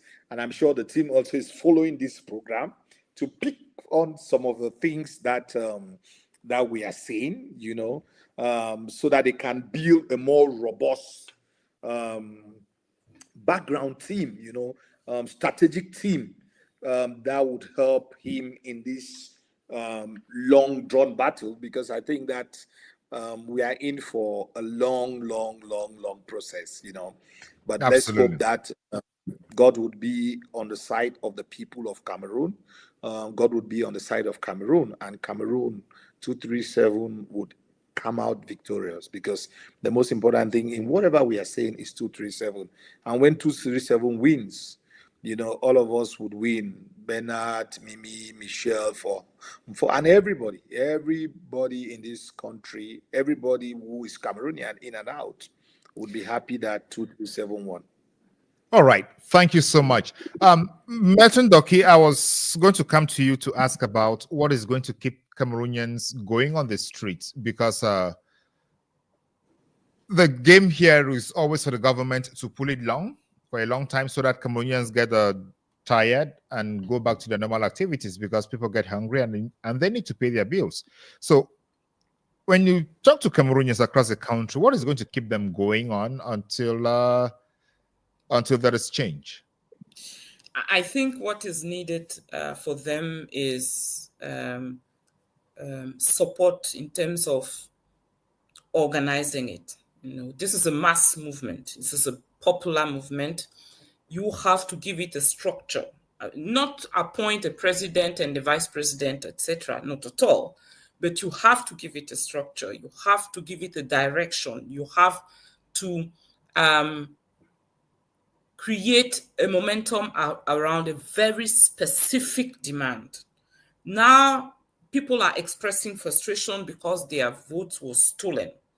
Okay, but that needs to become a demand. What are they demanding, and from whom? So that is one thing that is needed for us to sustain this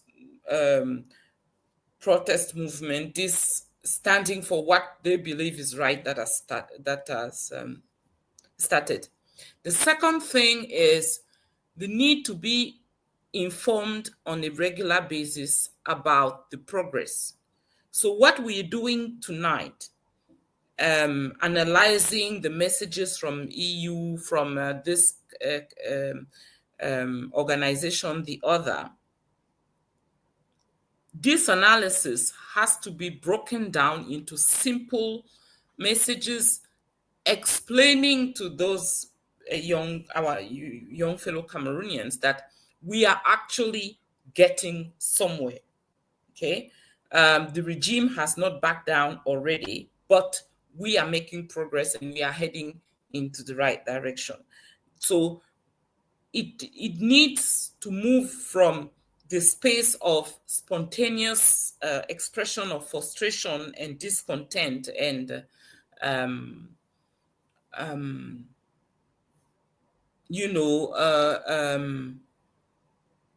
willing to be heard, move from there to, okay, we are now an organized mass movement, and this is what we demand.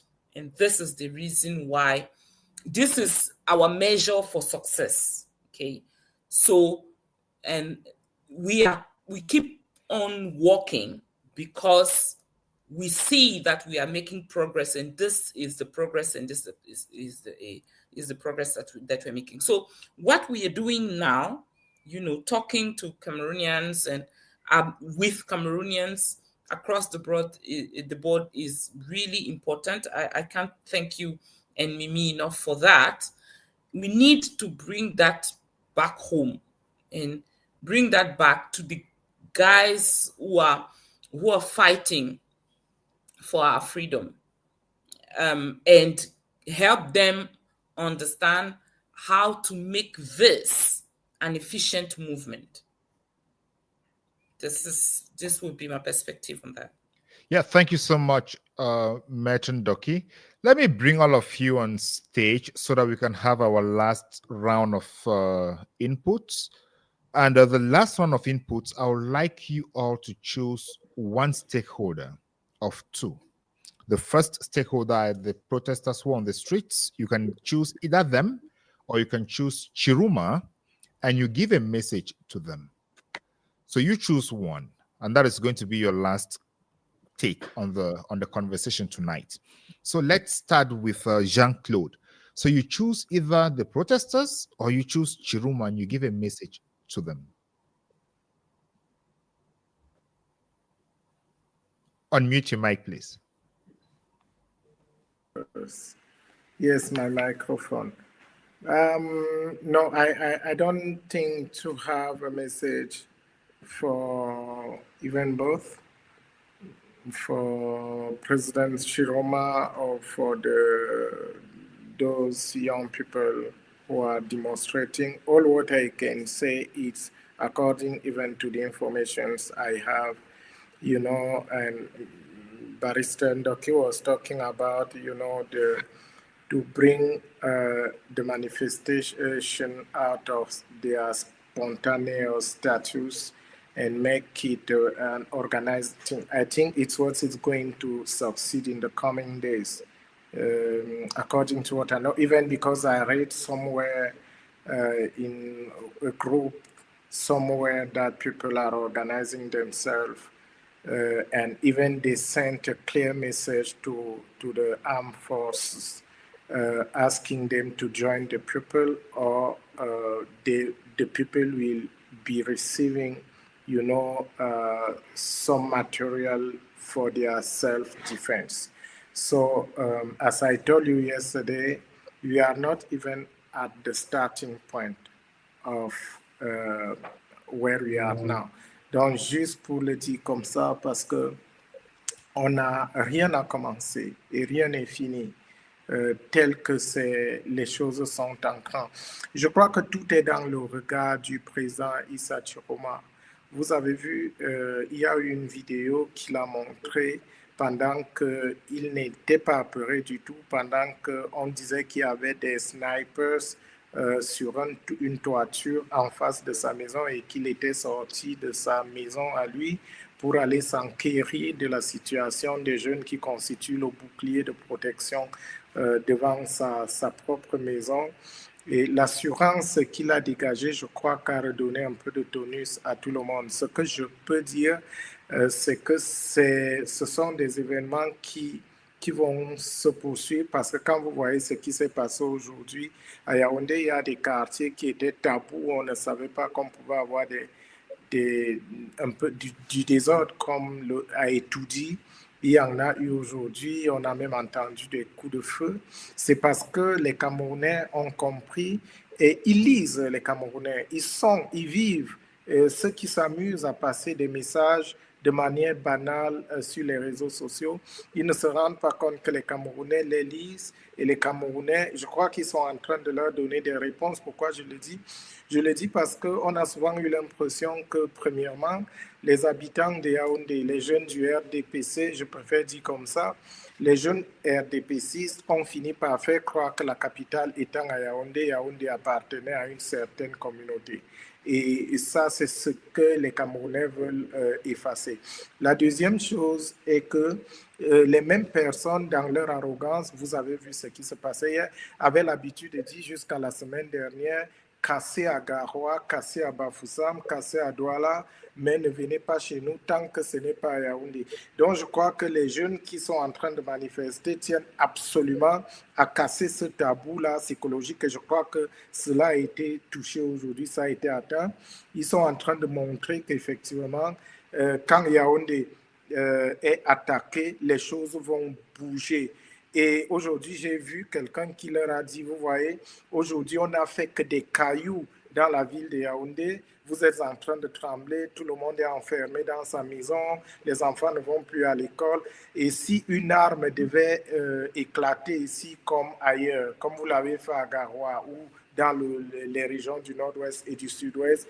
Donc, quelque chose est en train de passer et je crois que l'objectif, c'est effectivement que même les habitants de Yaoundé se rendent compte que le combat qui est en train d'être mené aujourd'hui, ce n'est pas un combat contre une ethnie, une tribu, c'est un combat pour le changement, pour le bien-être de tous les Camerounais, y compris ceux qui pensent que, à force d'avoir eu un petit concours d'entrée à l'Enjeh à travers une élite du village, on doit absolument défendre le régime et chanter les louanges et boire à la gloire d'un homme âgé de 93 ans qui a déjà passé 43 ans au pouvoir et que son entourage est en train de pousser à massacrer des jeunes de 19 ans.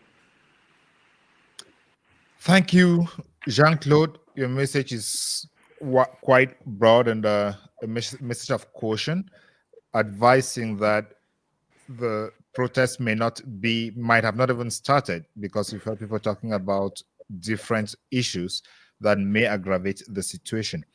Barrister Nkongo Agbo, to whom are you going to address a final word? I would address two persons. I would wish Mr. Issa Chiroma does another address, thanking the protesters, thanking Cameroonians for rising up to protect their vote, but equally calling them again in a very strong language to ensure that they respect public and private property. That should not be the focus of the protest. I would equally call on President Biya to talk to Cameroonians, to address Cameroonians from his heart, to acknowledge the pain and suffering, to be very conciliatory, and have a telephone call to Mr. Issa Chiroma. And this is not through the DCC or anybody. Call him. Let them have a conversation. I don't know what, I'm not proposing anything with regards to the content of their discussion. But I think also that it's a hallmark of statesman or statesmen that when the country is getting into a very critical situation, they should be able to talk. And this is not talking to third parties. This is not somebody feeling that I am too big to call the other person. It is on him to pick up his phone and call Mr. Issa Chiroma. And I think that if he calls Issa Chiroma will pick up the call and they would have a proper conversation. That would be my advice to him. Thank you. Thank you so much, Matt. Matt Ndoki. I want to talk to my fellow compatriots, those I call in French les enfants de ma terre. I want to tell them how proud they are making me feel, really. That's a journey. Twin Long, you will know, that's a journey that we started a long time ago. If you look back, we've given it a lot, really. I'm getting emotional about it. I can't tell you enough how proud I am to see that we've regained the respect in the eyes of the broader African community. I was sick of and tired of having people telling me that Cameroonians are selfish, that Cameroonians just love their beer, that Cameroonians are corrupted, that Cameroonian will never stand against an old man who's almost the age of being mummified. I think, and that's what I said when this whole protect your vote thing on the 12th of October started. I think now we've gained the self-respect and the self-esteem that this regime has taken away from us for so long now. I want to thank you from the bottom of my heart for that. I think it will be a shame that we destroy all of that because we are overwhelmed by the anger. So then don't let the anger guide your actions. But keep up the struggle. This year is the year we are getting rid of those people. Thank you. And Bernard, let me just say something. When Michelle talks about twin long, she refers to me. That's how we describe each other. And like someone who has been on the front line, I'm telling you, when you are leading that protest, you don't care. You don't think about what is going to happen. And I think that's what some of them underestimate the power. I remember when I left my house on that fateful day to go out to lead the lawyers' protest, when we had done Bamenda and we had come to Boya to lead the protest.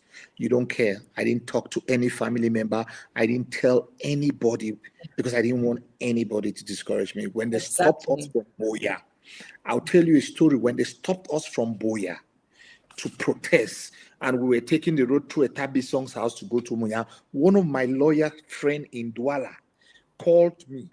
He said, "Barrister, where are you?" I said, "I'm home." He said, "Because they believe that I don't see without my glasses."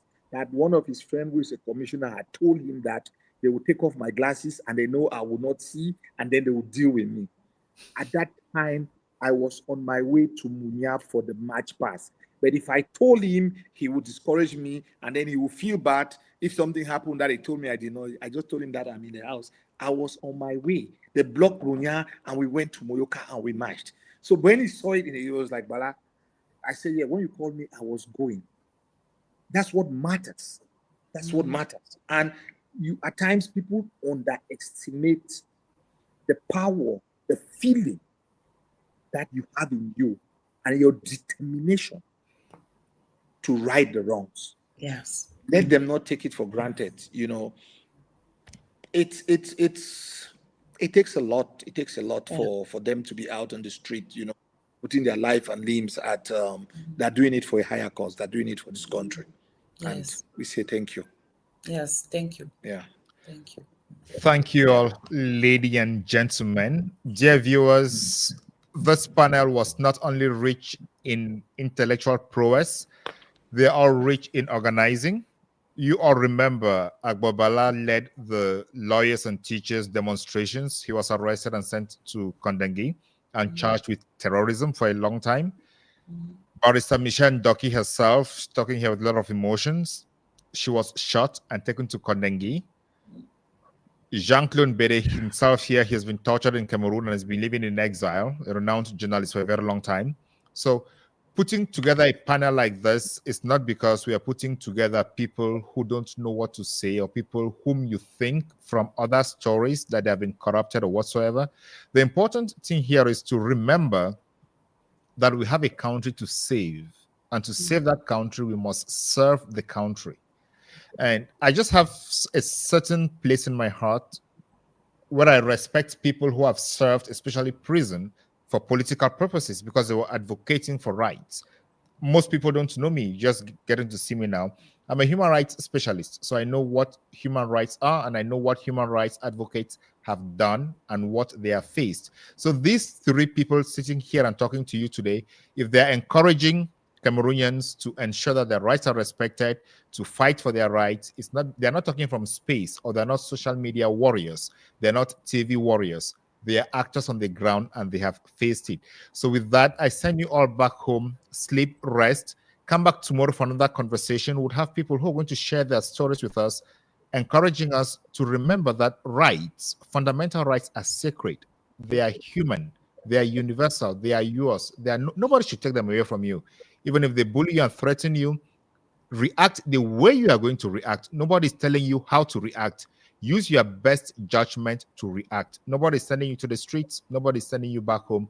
But use your best judgment to react and do all your reactions, remembering that they must be within the law, violate no law, remain peaceful, remain reasonable, and you would achieve what you want to achieve. With that, see you with our panel of interviewers and guests tomorrow. Bye-bye. Bye-bye.